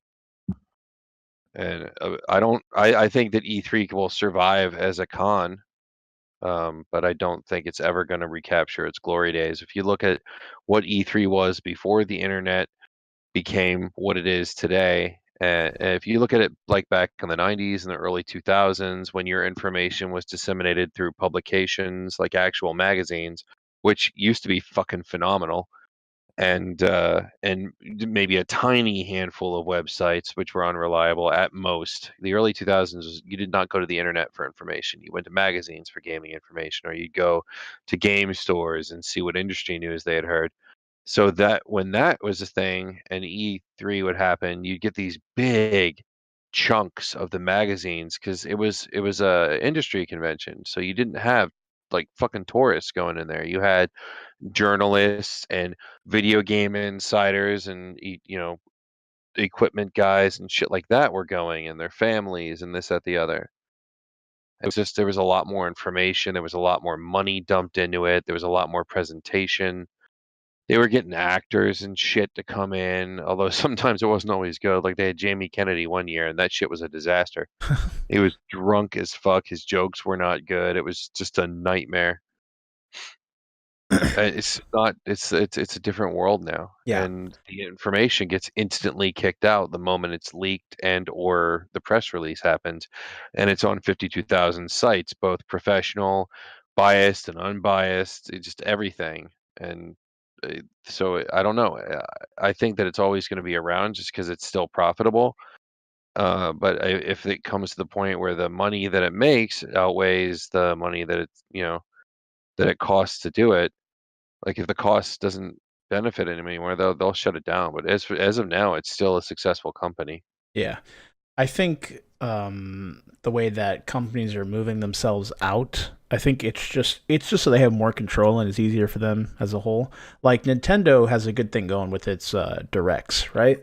Like, and I think I'm kind of here or there with it. I like E3 because I like having something to look forward to every year for new game announcements as a whole. But I also think what Nintendo does is pretty cool in its own right, where but it really has to be done how Nintendo does it, where they don't say shit, and then you have a direct come up, and that's the only thing they say, and then they drop a game within the direct. Or like how they just recently, Joker came out for Switch, Nintendo Switch. He's a fantastic character, really fucking cool. The stage is awesome as mementos, and Joker just fully is captured as how he was in the game. Art design and all, really a love letter to Persona 5 and even Persona 3 and Persona 4 with the stage. It was super fantastic fucking addition to Smash. But we didn't know, we weren't hearing anything really about Joker, kind of waiting when he was going to come out. Nintendo drops it's not even a direct, they just drop it on Twitter. They're like, oh hey, Joker's out tomorrow, by the way. And then everyone respectively loses their goddamn mind. I like that. The idea that like, it's almost like you're walking through a minefield. You really don't know when something new will greet you and possibly blow your legs off. And it's just super exciting in that idea. If you're a huge Nintendo fan, the fact that any day can become a awesome, exciting day because they drop something over the internet. I think that's cool.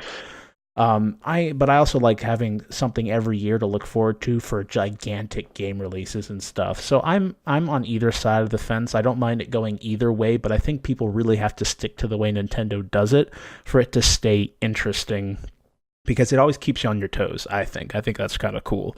But I miss the spectacle of it, man. It used to be you get all these great pictures of this fantastic other world, and everyone had these. It was all spectacle, you know. You had booth babes, which, by the way, for anybody who knows, a booth babe is a guy or a girl. I mean, some people said booth hunks, but booth babes encompassed both, but it was just cosplay or dudes in sexy outfits and chicks in sexy outfits, and they'd be advertising stuff or taking pictures with people. You know, you'd have every year there was always somebody professionally paid to dress up as Duke Nukem before Duke's reputation went in the toilet with that shitty game. Like, you always had like a Lara Croft actress there dressed up for the next Lara Croft game. There was all these big like just showrooms filled with like cool news, and they would go over the top and have like special effects and cool shit happening. And over the years, as E3 lost steam, that stuff lost steam. And then there, of course, the SJW movement kind of killed the booth babes thing, which is really unfortunate. But the spectacles went away, and now they just do. They're like they've got a fucking auditorium. People go out, the lights dim up some. You know, it gets brighter. Some guy comes out, he makes an uncomfortable joke. He shows a few videos. People clap. He goes home, I think and another I don't. interesting It's thing boring. is that cons over the years have kind of, at least video game ones. I know some of them have always been dedicated to this, but all of them are kind of slowly shifting to a more like social kind of thing too. It's not just like again with the shift of information being so readily available everywhere else. You don't have to go to this one event or watch this one event or hear about this one event to know everything because information just again, like you said, instantly goes out. So we're seeing more of a focus on going there to meet others, show off work that you've done, meet people in the industry kind of thing. It's But almost they've kind of always done shifting. that. I know, but like E3 has always been closed off to the public until recently. So like Until like 4 years ago. yeah, you kind of see them shifting into uh a more social aspect. Not that there hasn't been there, and there's been whole cons dedicated to the social aspect, meeting up, meeting people from the industry.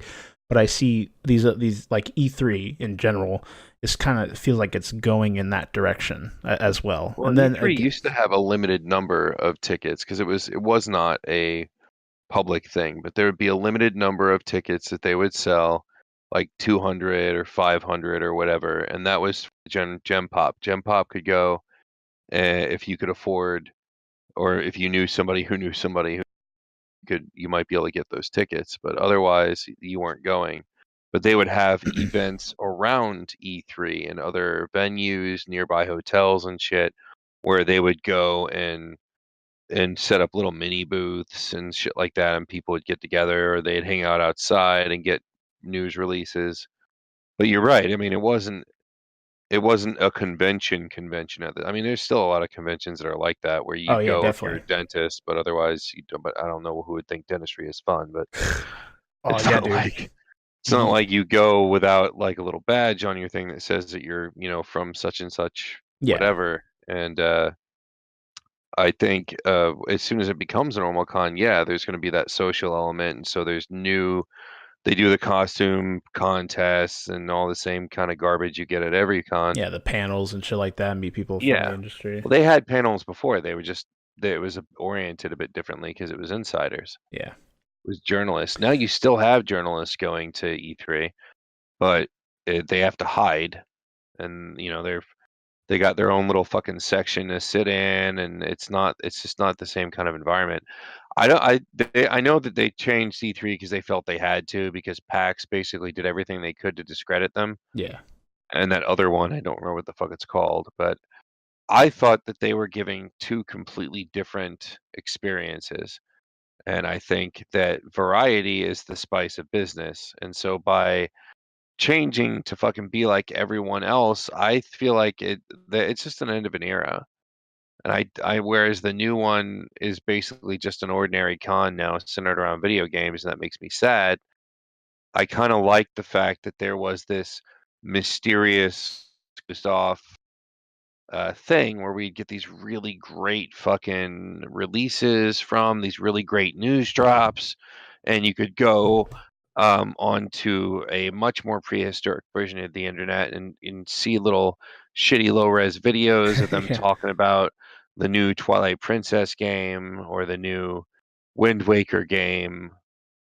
See, It was a cool thing, and they had a lot of that on G4 back when it was big, one thing that's before G4 interesting went to shit. about it is even though companies have separated themselves from E3, a lot of them still tend to do their major like online conferences or whatever, they do them within the time that E3 is going on too.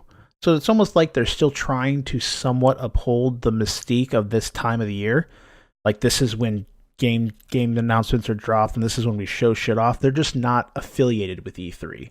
So it might also be something going on behind the scenes. Maybe the prices that E3 were pushing up to hold. I don't know how the hell all that works. That kind of got a bullshit. Well, I don't know what the fuck I just said. So it's that's almost a muscle memory situation, man. You've got 3 decades worth of gaming that have all, or 2 decades worth of game. No, it's about 3 decades yeah, we're almost since in. E3 started, of gaming news that has always come out around that time of year. Yeah, So during E3 week, it just makes sense to do your info drops at the same time. yeah. But so I it might be changing. I think they're still somewhat trying to uphold the idea of releasing information at this time of year. And for the most part, we have still seen, even though E3 has been changing a little bit here and there, we've still been seeing them upholding that idea. Like, well, we're going to release games here. We're going to hear about this and this and this and this. So I don't know. It really depends on what goes down. Because even though Nintendo did separate themselves, they still release information around that time as well. So Well, that, and sometimes they still have a rep there doing stuff. They just don't put the same kind of energy into it that they do with other things. Like Sony yeah, did their VR display at E3 with that horror game, that basically tech demo, that horror tech demo. The one where you're sitting on a chair in a bedroom oh, I think and I know it's what you're like talking about. lightning out. Yeah. Although I don't think they ever released that for anybody who bought the VR, but they did that at E3. Yeah. So the journalists were writing about how they had this terrifying experience. And the rumor is with the PS5 is that it's going to have an increased support. So your old equipment, your old hardware, like your VR hardware and shit like that, is going to work with it. But there is going to be a beefed up VR headset for it as well. It'll Hmm. be able to do even more. Well, the biggest thing holding the VR back for the PlayStation is the fact that PlayStation is not very strong. So I think with the PS5, because all they are is goggles, they're just transmitting information to the screen. No, they have they're not just goggles. They have hardware in them. I mean, Part of the processing is done on the PlayStation's end, and part of it's done on the maybe that's how those hardware. work. Because I know that at least the PC ones, for the most part, they run off of your computer, and then they're just transmitting the information to it's like you got TVs strapped to your head, kind of thing. Yeah. So, and that's just most of it is a transfer of information between the headset and the computer, but most of the processing, the rendering is all going on the hardware side, and it's just I think like the biggest goggles. problem is the resolution. The Oh, more it that's is going bad. on That's the only thing screen, it can handle. It's because again, the yeah. PlayStation 4 is not that strong for VR capabilities. They really had to stretch their working through with that. PS5 will probably be different. There's a lot of stuff going on with the PS5. The thing about the built-in solid state that works better than most solid states do on the market currently, which is very exciting.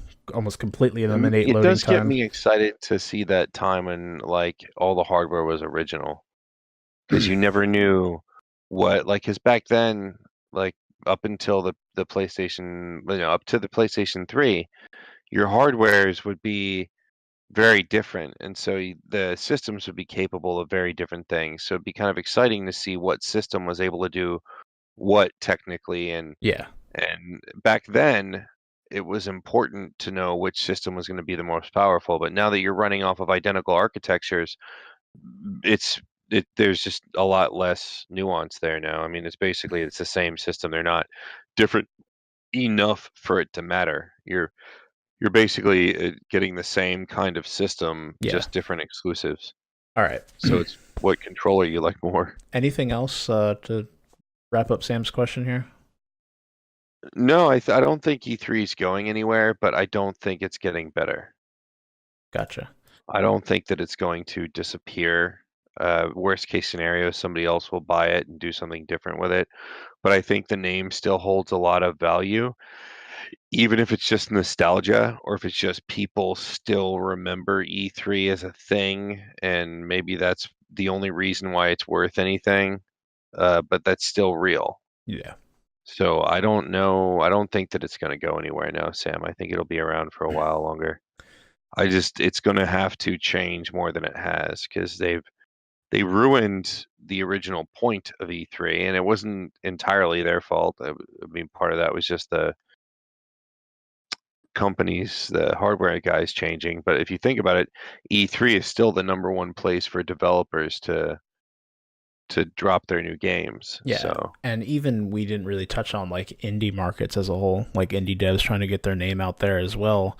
They don't have the funding. It's become a huge thing for indie devs. Yeah, they don't have the funding to break off and do their own announcements. They need a place that has a name attached to it. So we might even see a rise of more indies, which I am all for. I've had more fun in indies over the last few years than I've ever had in AAA.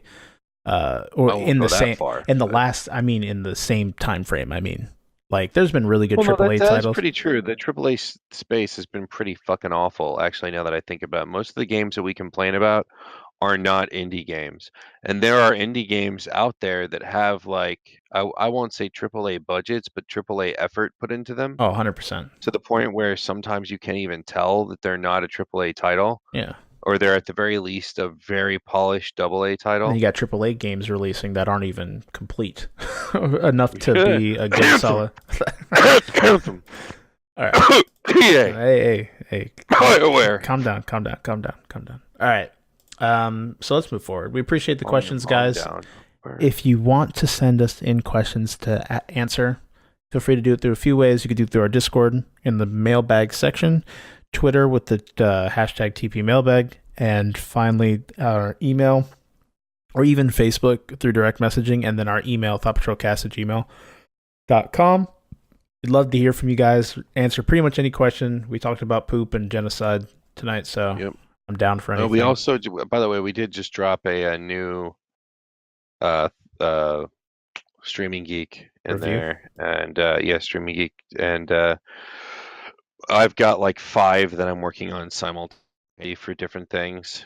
You got me thinking about Mysteria Friends more, so I did a little write-up on that. And I've got more to the point of why it's flawed and what mistakes were made, because there was so much good potential there, and they just fucked it all to shit. But other, like, I'm thinking about doing one on Monogatari, but that's going to be really long. Yeah, so I keep putting it off, because there's really no way to have a discussion about Monogatari and have it not go in depth. And there's too many people. Yeah, well, there are theses written around Monogatari, like entire theses. I read 3 of them. I don't want to go that far, but the Facebook crowd is a TLDR crowd, so I try and limit the amount of writing on a long form discussion to like maybe 4 paragraphs, 5 at the most. And with the quick takes are normally 4, although this one was 3 just because they were a little bit longer. But it's normally 4 2-paragraph little blurbs on 4 different shows / movies / whatever. Gotcha. So feel free to check all that shit out. We're going to go ahead. Anything else? You good? We're good. Okay. We're going to go ahead and move on to box office. Take a wild guess.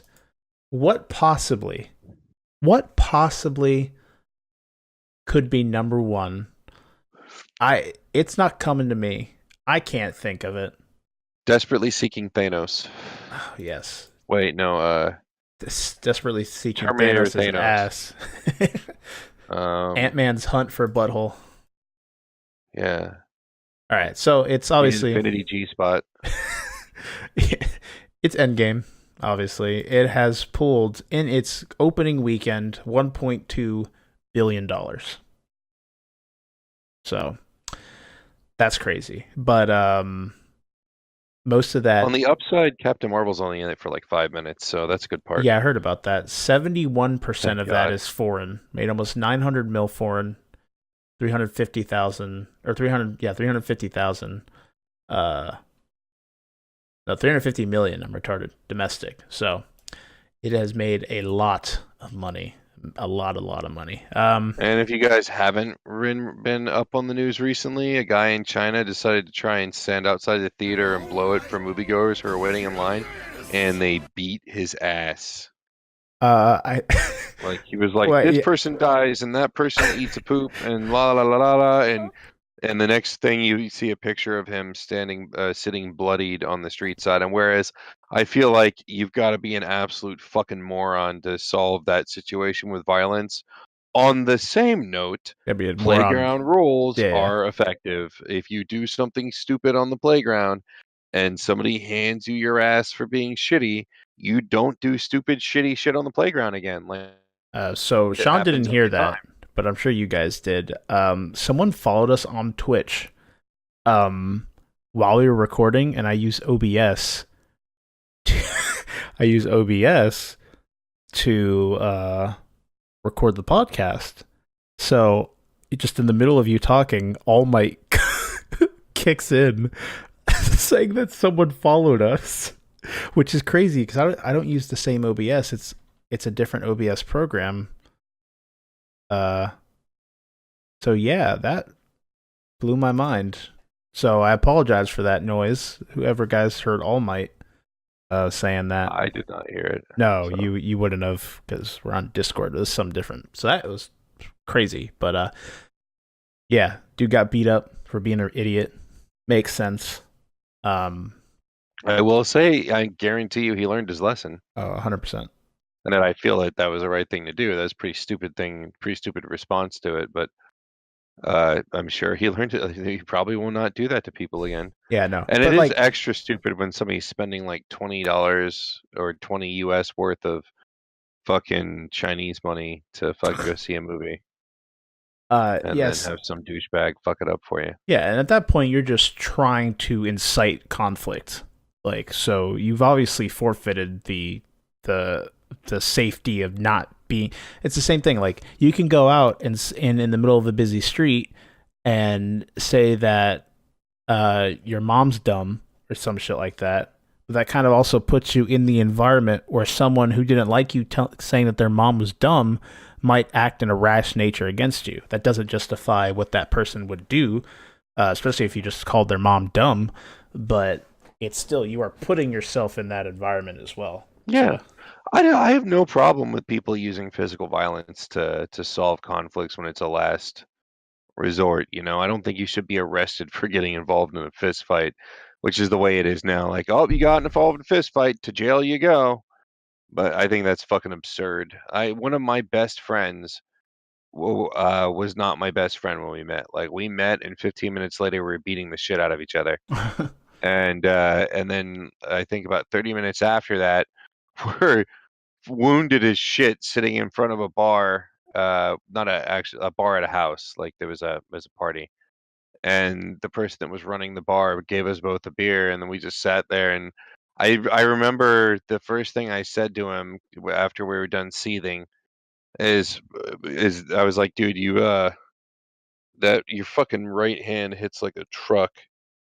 I'm not gonna lie, that is respect. You owned me with that shit. And then he basically said something similar back about how, like, you know, my punches were extremely painful and he'd rather not undergo them again or some whatnot. And then we laughed and sounds like a had JoJo more beers, episode. and now we're best friends. There Yes, you that whole fucking night was a JoJo episode. go.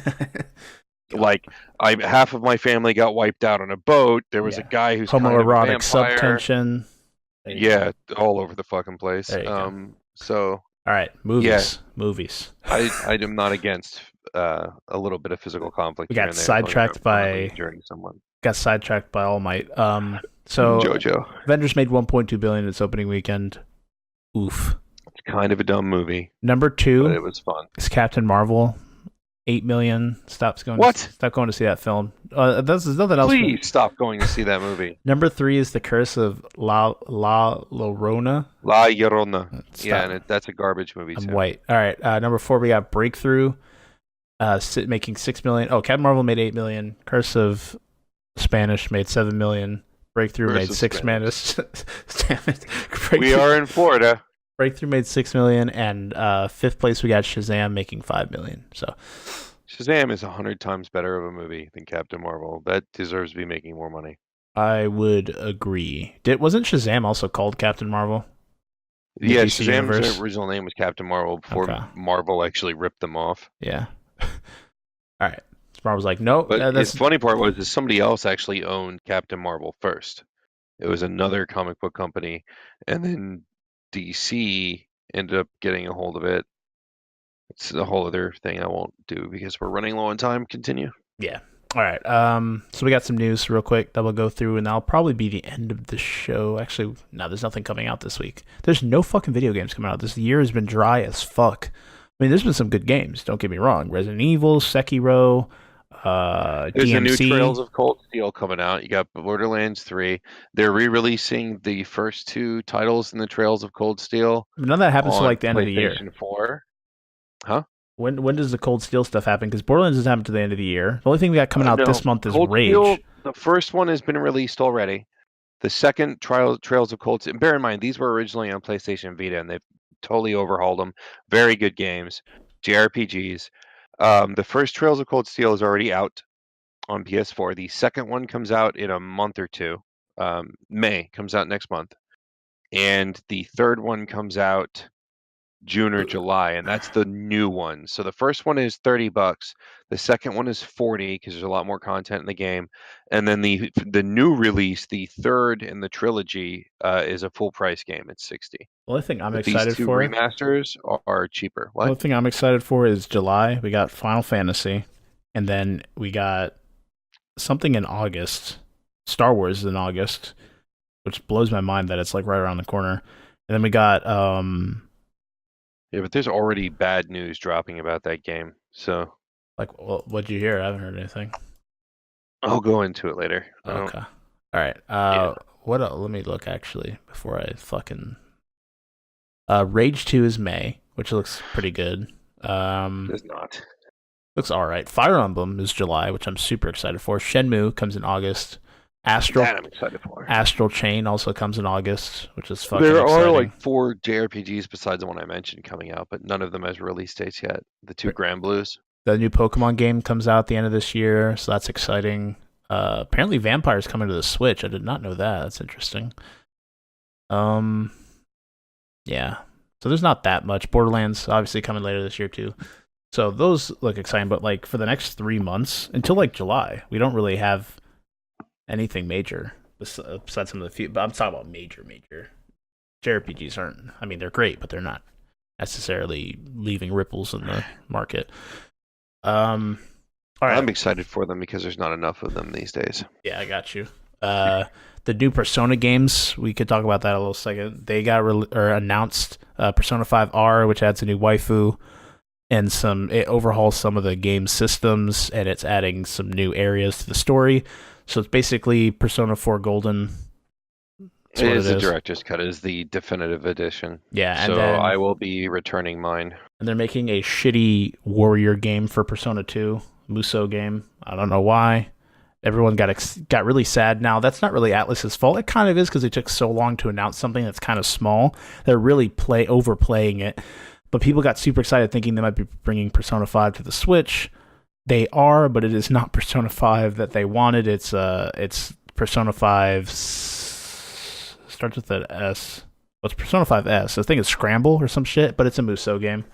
So Dynasty Warriors-esque, Hydro Warriors, They Uh, could bring Royal to the Switch. It's not like it's. I mean, it might not be 1080p, yeah, but I mean, it's it fucking has not cell been shaded. So said. You'd think they would say it with the announcement trailer. It just said you know, what'd be PS4. smart is if they're able to do it, if there's not licensing tied up with Sony, what would There be super probably smart is. is to start re-releasing the Shin Megami Tensei franchise. I'm talking like Tensei, Last Bible, Persona, like all of it. Start pushing that out on the Switch I and don't know do how. physical I releases don't know. because 90% of those games are old school. So you could do a You know, little bit of dead minor. ass. They will not be doing physical releases if they were to release them. They'd probably poop them all out onto the store. I bet you. If they did a decent job with remastering, they could do like the first what 3, 4. They could probably do the first 3 personas on one cartridge, and then Yeah, they could do the first several they're not Shin going to. Megami Tenseis. But I'm just saying, it's money. There's money there. There's absolutely Oh money yeah, yeah. No, there. I'm saying they just wouldn't do physical releases. Like I highly doubt it. They'd It's probably. just, it's just it makes so much sense though, man, because of the collector's market. I'd love to see the Persona Q games come to Switch too, because I don't have a 3DS and I wanted to play They the have a second one. queue coming to Switch. No, it's only on the 3DS. Only one I've heard of. They have a second Q that came out that had the Persona 5 and Persona 4 characters, but that only came out on the 3DS. They have no talks about it coming to Switch. I would love that though, because I love those games. They're really nice spin-offs. All right, let's actually talk about the fucking news. So everyone knows what Apex Legends is. It's actually in a little of a rough spot because there's a lot of issues with Apex, from broken hit reg to fucked up hit boxes to bugs and just a bunch of technical issues with the game that are being not necessarily addressed quickly. Um, I heard like a rumor that they made like half the cast. Is that true? one more time.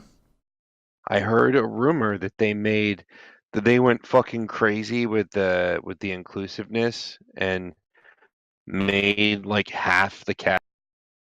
I think you're trying to say Is that gay. true? If that's Yeah, yes. yeah, well, you kept cutting out. I think Oh. they were like that before, like when the game came out. There's like a percentage of the cast is gay, yeah.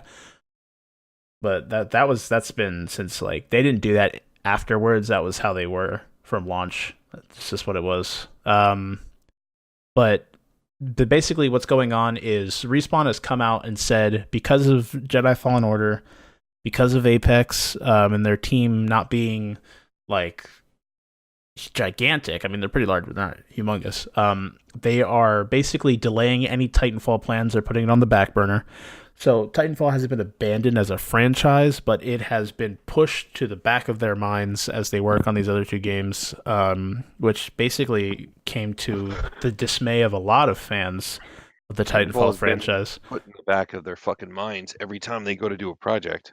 Yeah, so it's basically it was everyone's fear realized. People were fearing it because Apex was big, that this would eventually come to be with Titanfall, because they never straight up said that they were going to be working on new stuff. They never really fully addressed the question every time it was asked, but now they've come out and said it. That with all that going on, they are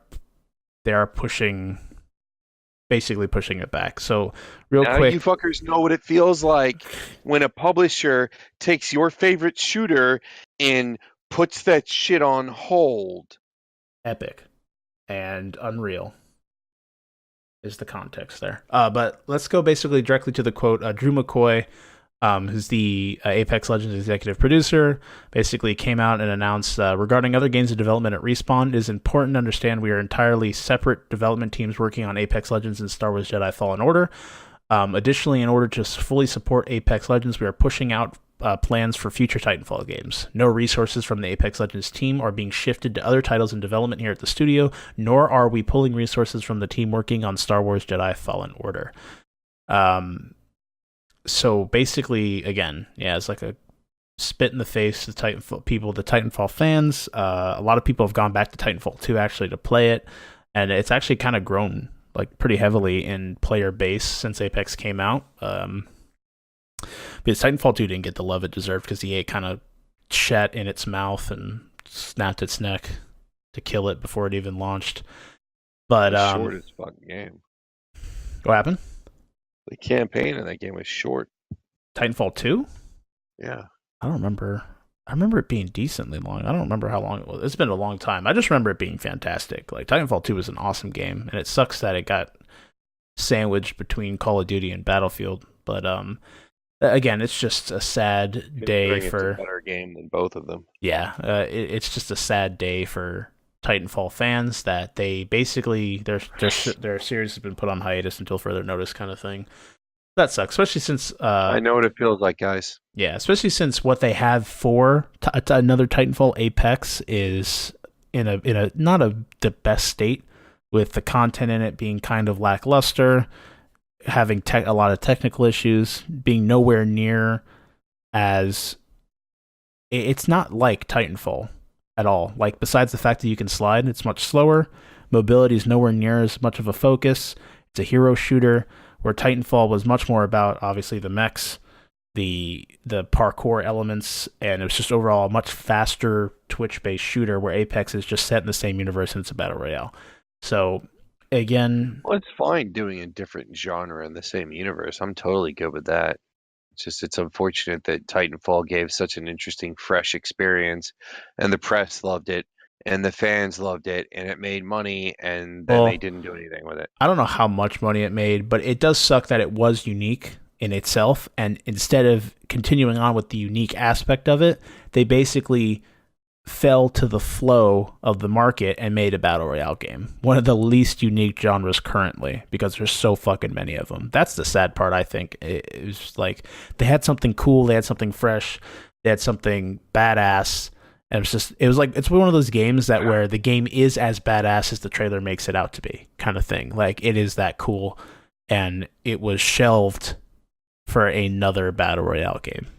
Now, don't get me like the voice actor they used for the mech's AI, and I can't remember who the fuck it was. Oh, I have no idea. But don't get me wrong, Apex is a good game. It's just, it sucks to see battle royale take another chomp out of something that's loved by many, and just kind of continue to spread the battle royale virus throughout the gaming market, with all these, again, iterations of the genre. So it's nauseating.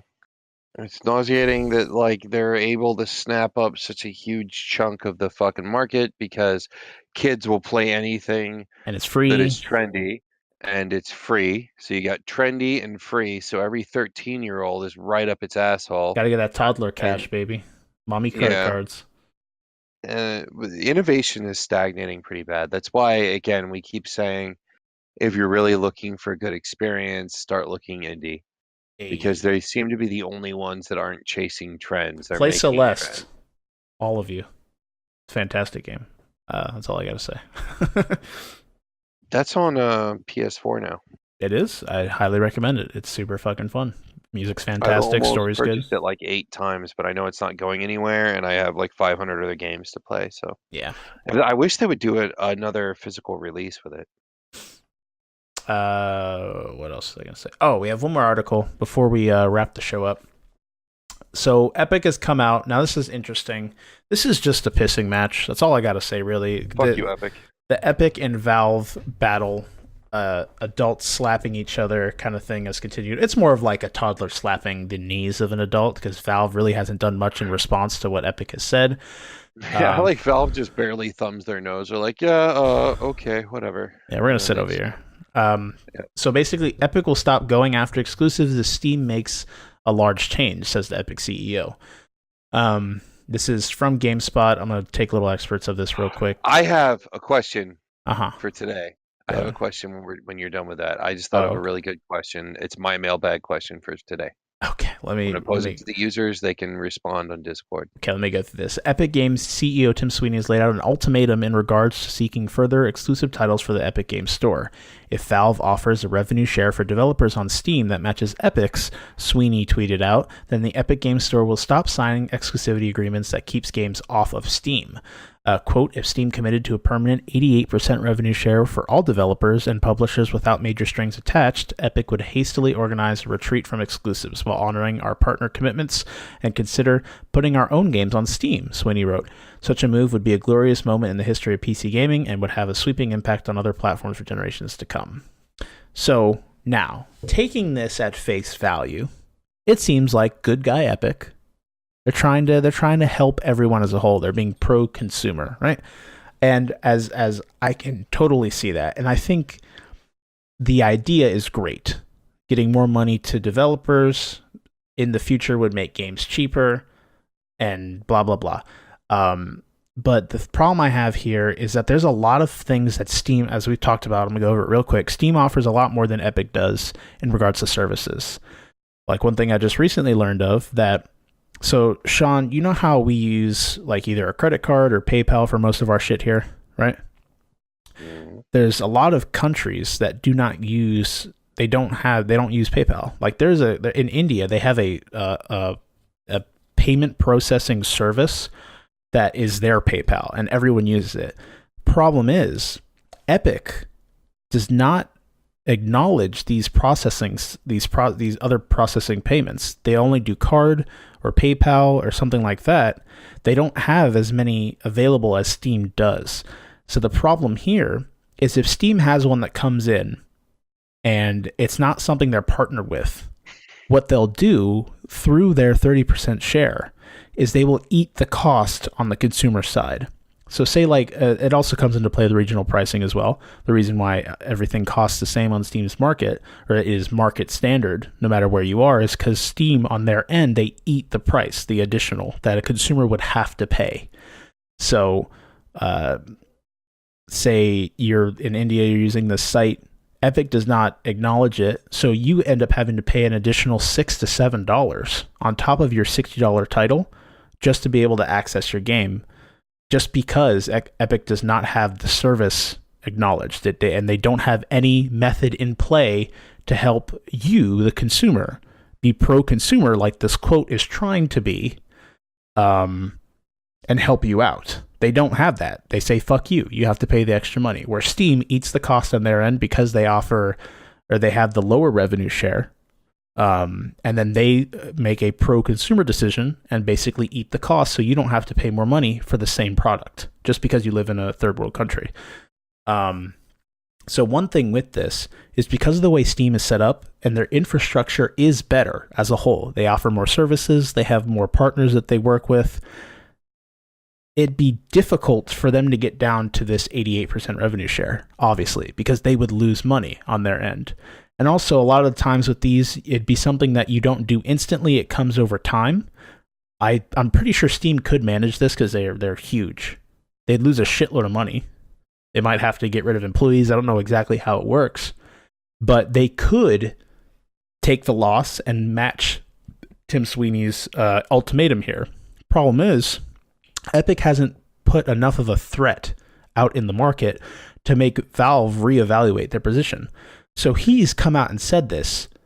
I'm sure, almost 100% sure, he's come out and said this and challenged Steam, knowing that it's just a PR move. Yeah, it's 100% a PR win right off the bat because he knows they won't be able to make that anytime soon because it's not easy.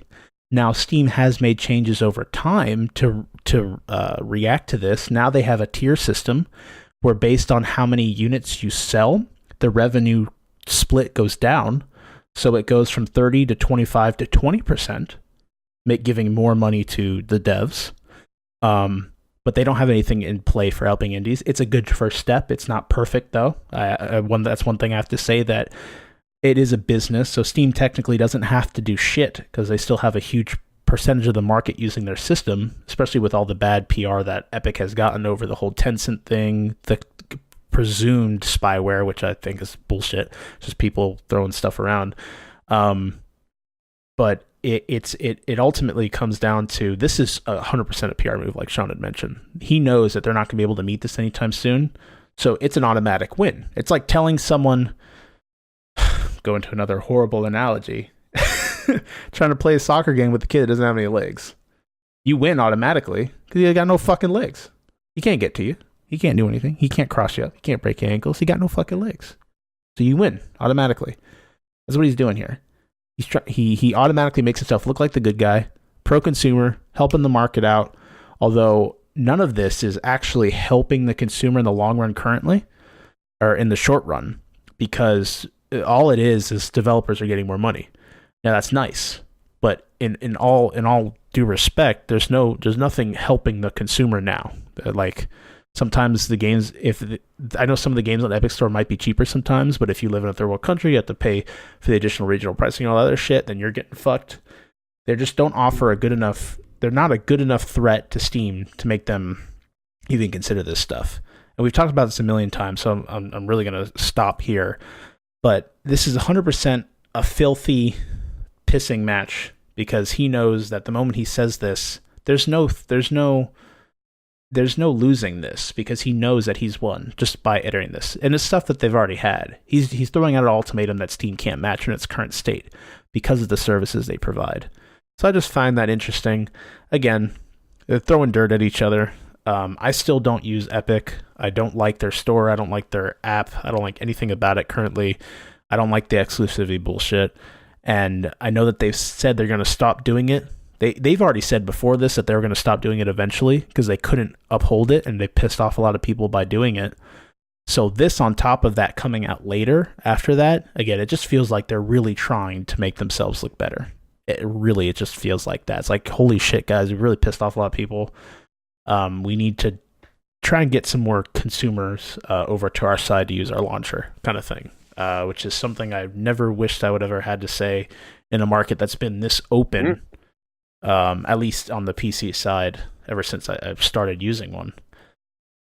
So that's that. It's silly, it's dumb, but that's what it is. What was your question, Shawn, to bring out to the people, the glorious people?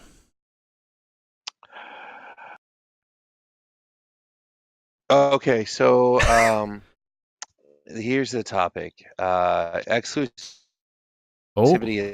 is bad. There's been a large number of... You're lagging. You're cutting specifically out. The economics. Shawn. Yeah, sorry. For me, I know I'm cutting out. Okay, restart for me.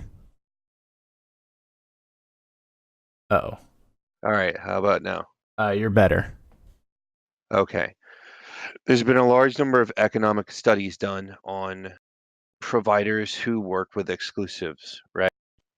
And like Sony to Xbox, Netflix to Prime to Hulu.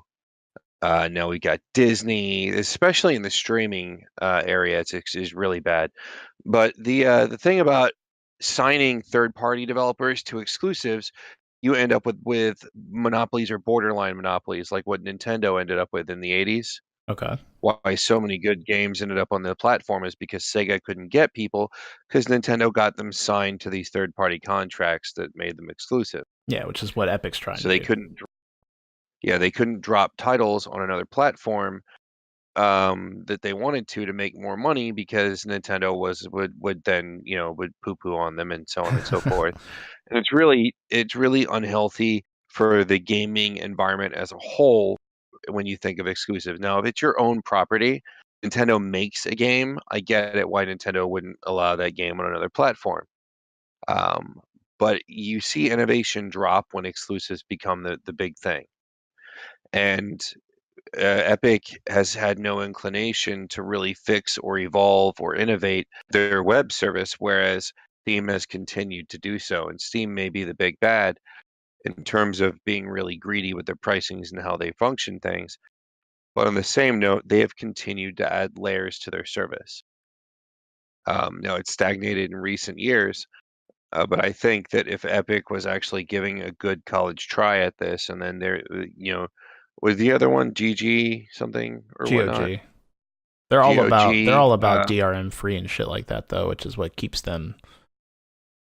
That's fine, but they still should be evolving their service. Tie things in with Facebook, tie them in with other things, give you functionality on smart devices, give you functionality in multimedia. They should continue to grow what they offer, not just being a retailer of software. And Epic has no interest in doing that. But here's your question. Streaming services are dying. Now, it doesn't seem like that from what you see in the media, but the truth is they are. Streaming services is going down and piracy is going up. Every time exclusives have become the key selling factor in any given medium, piracy goes up. Because you see one service at one point in time, Netflix had everything, right? And then specialty services could pop up. That's when Crunchyroll popped up. Netflix had TV shows, Crunchyroll had anime. And then Funimation popped in the game. And now they're competing directly with Crunchyroll, but that neither them nor Crunchyroll have done anything to innovate since then. They pretty much have their markets on lock. Anime Strike couldn't make any distance. So now what's happening is Prime is getting exclusive anime. Netflix has done massive damage to Crunchyroll, who would have gotten these shows. Now these shows are going exclusively to Netflix, right? They're getting these rights to be the exclusive ones to show them in the US. So they've got their exclusives there. They've got their exclusive TV shows or exclusive movies, not movies they've made, but ones that get exclusively released to their service. And and then you have Prime getting their exclusives, and there's been a lot of analysis on Crunchyroll on how they're suffering, and they've had these budget cutbacks, so they actually had to cut back the quality of their 4K and 1080p streaming. So their high def streaming services have the quality of that has been cut because they cannot afford it anymore, right? Mm-hmm. And there's they lost a lot of shows because of this exclusive contract stuff.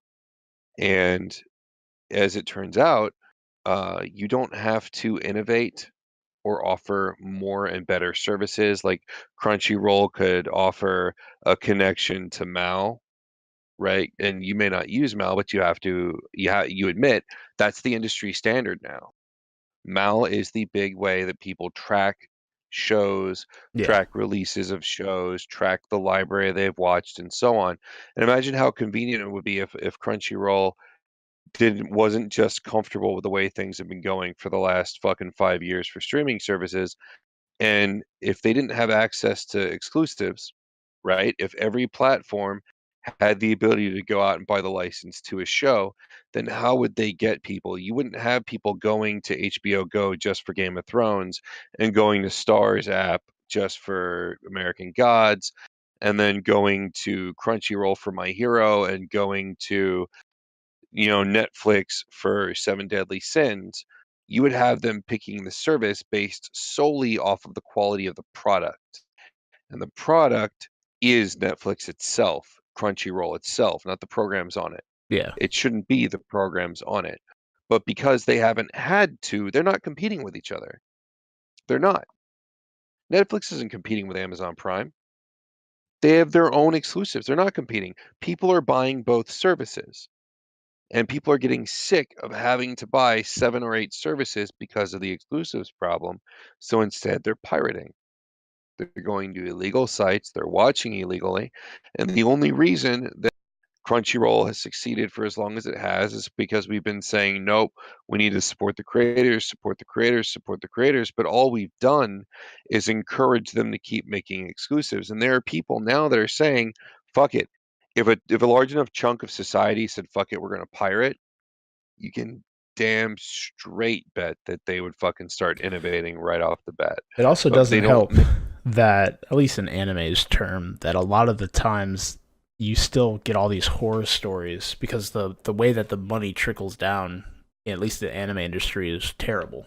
So these studios are making these shows. None of this money is actually getting down to the animators. They're the lowest of the bar. So you have all these people busting their ass to make these shows look so cool and so well done, and they're not getting shit for their work. So a lot of people have also I've heard they've gone to that degree as well. It's like, why am I supporting you supporting this show's production company, but like none of the people actually working at the bottom are making money. They're being worked to death, all this other shit, and people in that way are doing the same thing. It's a shit show. I don't know how it's been going on for so long and still we get good shows every year. It's crazy. Real quick, before we continue, I have a pretty good source material. Well, my question is what do you think? Like, do you think that exclusive should be gone the way of the dodo and it should be a free market on all of the content? I think it should be a free market on the original content too. Netflix makes something, everyone has access to it, and maybe it links back to Netflix or something. You could have a little extra money dividend thing in there. It doesn't matter. But my question is do you feel that it's healthy to have these exclusives? Do you like the fact that there are different exclusives? Or do you think that it's toxic and is hurting the environment, the streaming environment, as opposed to helping it? I would agree with you to a point because I do think that having choice as a consumer is nice. It helps and it gives people, again, when you're incentivizing, my favorite word of the year, when you're incentivizing people to come to your service instead of restricting them to, it's just there's a better connection between the person and the service they're using where they're not being forced to have six services just because there's these big shows on all different ones. I think what you're saying would be cool. Like if Netflix makes a show, let it be on Hulu, but Hulu has to pay a certain amount of money to Netflix. Maybe they have like a degree where for every view that this thing gets on your service, you pay Netflix this amount of money. And then it's more of a, you form these, what's the word? It's in nature where both sides benefit from the relationship. I don't remember. Symbiotic. So yeah, you form these symbiotic relationships amongst these companies where, and then at that point, the consumer is not getting fucked and having to have 7 different streaming services. Instead, they can watch anything they want, but that site or that service has to pay whoever created it to get a little bit more. And maybe the same thing where the fucking is happening on the higher strands and the consumers aren't getting screwed over. Like if you can have every game that comes out on PS4 on every other console, that'd be nice. But say in order for Xbox to host God of War on their Xbox, they have to, for every purchase made, they have to give PlayStation a certain amount of money. So make it where you're not restricting consumers. I think that's a good, and I think leading to the toxicity, that's one thing. You create a rough relationship between the consumer and the service because they have to pay for 100 different things. And that's why a lot of people go to the point where, okay, I'll pirate. Now, I don't necessarily agree with pirating because you're technically stealing at that rate, but I'd be more happy with you. Like, you don't have to watch that. You don't have to play that. There's no one forcing a gun to your head. Just don't watch it.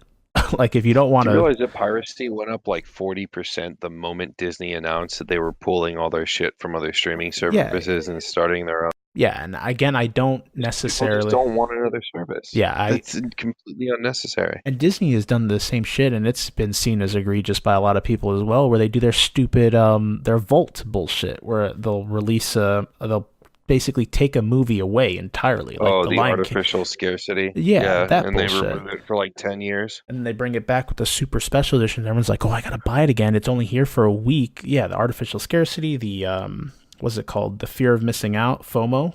It's all to play. At you, Nintendo. Yeah, it's all to play on your fucking psychological need to be in a degree relevant. Like, oh yeah, I got that. It's cool. I'm in with that crowd that bought that kind of thing. And it's stupid. I agree. It's really dumb. And I think that if they do find a way to get around it where you don't have to be on this site to watch this, but they have some kind of thing in place where there's money going around in the upper levels, where if you watch it on this site owes that much to the original creators, but you can still watch it on that site. And then you can still pay with whatever. I don't know how that would reflect in pricing of the services. I don't know if that would lead to issues there. I don't know anything about that. But I think it'd be nice in a perfect world to see that happen. I don't know how it will ever play out or if it will ever play out, but I think that might be a good way of solving it. If you create a show, it could go everywhere. If you watch it on another service, those people got to pay the original creators an extra little bit of cash because they created it. I think that much at least should be given. But real quick, I have the features of Steam to Epic, right? Just to show you again, for those that really don't get it, oh, it's just a launcher, right? So I'm going to go through, I'm basically going to say the feature and say, oh, Steam will be first, Epic will be second, and it'll be a yes or a no. So third-party keys, which are basically Humble Bundle, GOG, Green Man Gaming, stuff like that. Now, Epic has said that they will be working on supporting them, but right now they do not. So that's a yes for Steam, no for Epic. Account sharing, yes for Steam, no for Epic. Achievements, yes, no. Broadcasting onto your TV, yes, no. Cloud saves, yes, no. A third party or cross-platform account connection, yes, yes. Curation and curators, so actually having a community of some sort, is yes, no. Customer data sharing to a third party is yes, yes. DRM free support, yes, yes. Early access, yes, yes. Forums, yes and no. Friends list and chat, yes, yes. Steam has gifting, groups, inventory support, library sorting, and Linux and Mac OS support, where Epic has none of that besides the Mac OS support. Steam has marketplace trading, mod distribution workshops, where Epic has none of that. That's a funny joke here. It says monthly security breaches. Epic is yes. They've lost so much information through hackers and shit. Offline play, Steam has, Epic does not. Paid for exclusives, Epic yesterday, but like regional pricing, screenshot capturing, streaming to other devices, two-factor authentication, universal controller support, user-created guides, user profiles, user reviews, version rollback support, VR support, and wish list is all Steam, none on Epic. So it's a shittier service. Why should I have to be forced to use that service for a game that Epic didn't even fucking create? They just threw money at them, the publisher, to be like, oh, hey, we can only distribute through us, an inferior service. It's stupid. And it hurts the consumer. You're giving us less choice. I don't know how you could say that's pro-consumer just because developers get more money if you're taking away choice from consumers. That's not pro-consumer. You're restricting people. That's not what you want in a capitalist environment. You don't want to restrict people. You want to give people choice. And you incentivize them to come to your service by making a better fucking service. I know one of them's been around for a really long time, and one of them hasn't, but don't come out the gate as a big-ass company, as big as Epic, with all your toddler money from Fortnite. Don't come out the gate swinging with a weak left hook and expecting to make it anywhere. You're making a half-assed attempt, and you expect me to respect that when you've paid for third-party exclusives? That's bullshit. I should not have to be for it. And there's all these people saying, oh man, it's just a launcher, man. It's just a launcher. No, it's restrictive. It's like, it's stupid. There's no reason to have it. Especially when, if their service was just as good as Steam and I had no qualms with using it, I wouldn't be as frustrated. I'd still be frustrated because I think exclusivity is stupid as a whole, as we've pointed out. But still, it's dumb. It's like forcing you to go shop at Ghetto Walmart instead of White Neighborhood Target. Because Ghetto Walmart has the fresh orange tomatoes or whatever. I don't fucking care. I don't want to possibly get stabbed. Sorry, I was only half. Did you just say it's like being forced to shop at Ghetto Walmart instead of White Target? Yeah, White Neighborhood Target instead of Ghetto Walmart, bro. No, I don't want to be chastised by the crack sellers out front. I'd rather go to White Target. It's whatever, stupid analogy. But yeah, for Shawn's question, what do you guys think? Do you think exclusivity is good in a consumer environment through streaming, video games, however you think? Let us know in Discord or on the comment section below if you're on YouTube tuning in. I would appreciate hearing from you guys. But we're going to go ahead and wrap the episode up there. So Shawn, hugs and kisses to all your pink parts. I'm pulling up and a Kyle fact. has the thought. Oh yeah, dude, that thought. He doesn't have it yet. Yeah, it's steaming. It's simmering because it's going to be such a good one, and I'm totally not looking for it right now. As I. Why is it always the last minute with you? Okay, so before we go, I shall leave you all with a thought. It is really hot in my room. Okay, bye. See you next week. Most lipstick contains fish scales.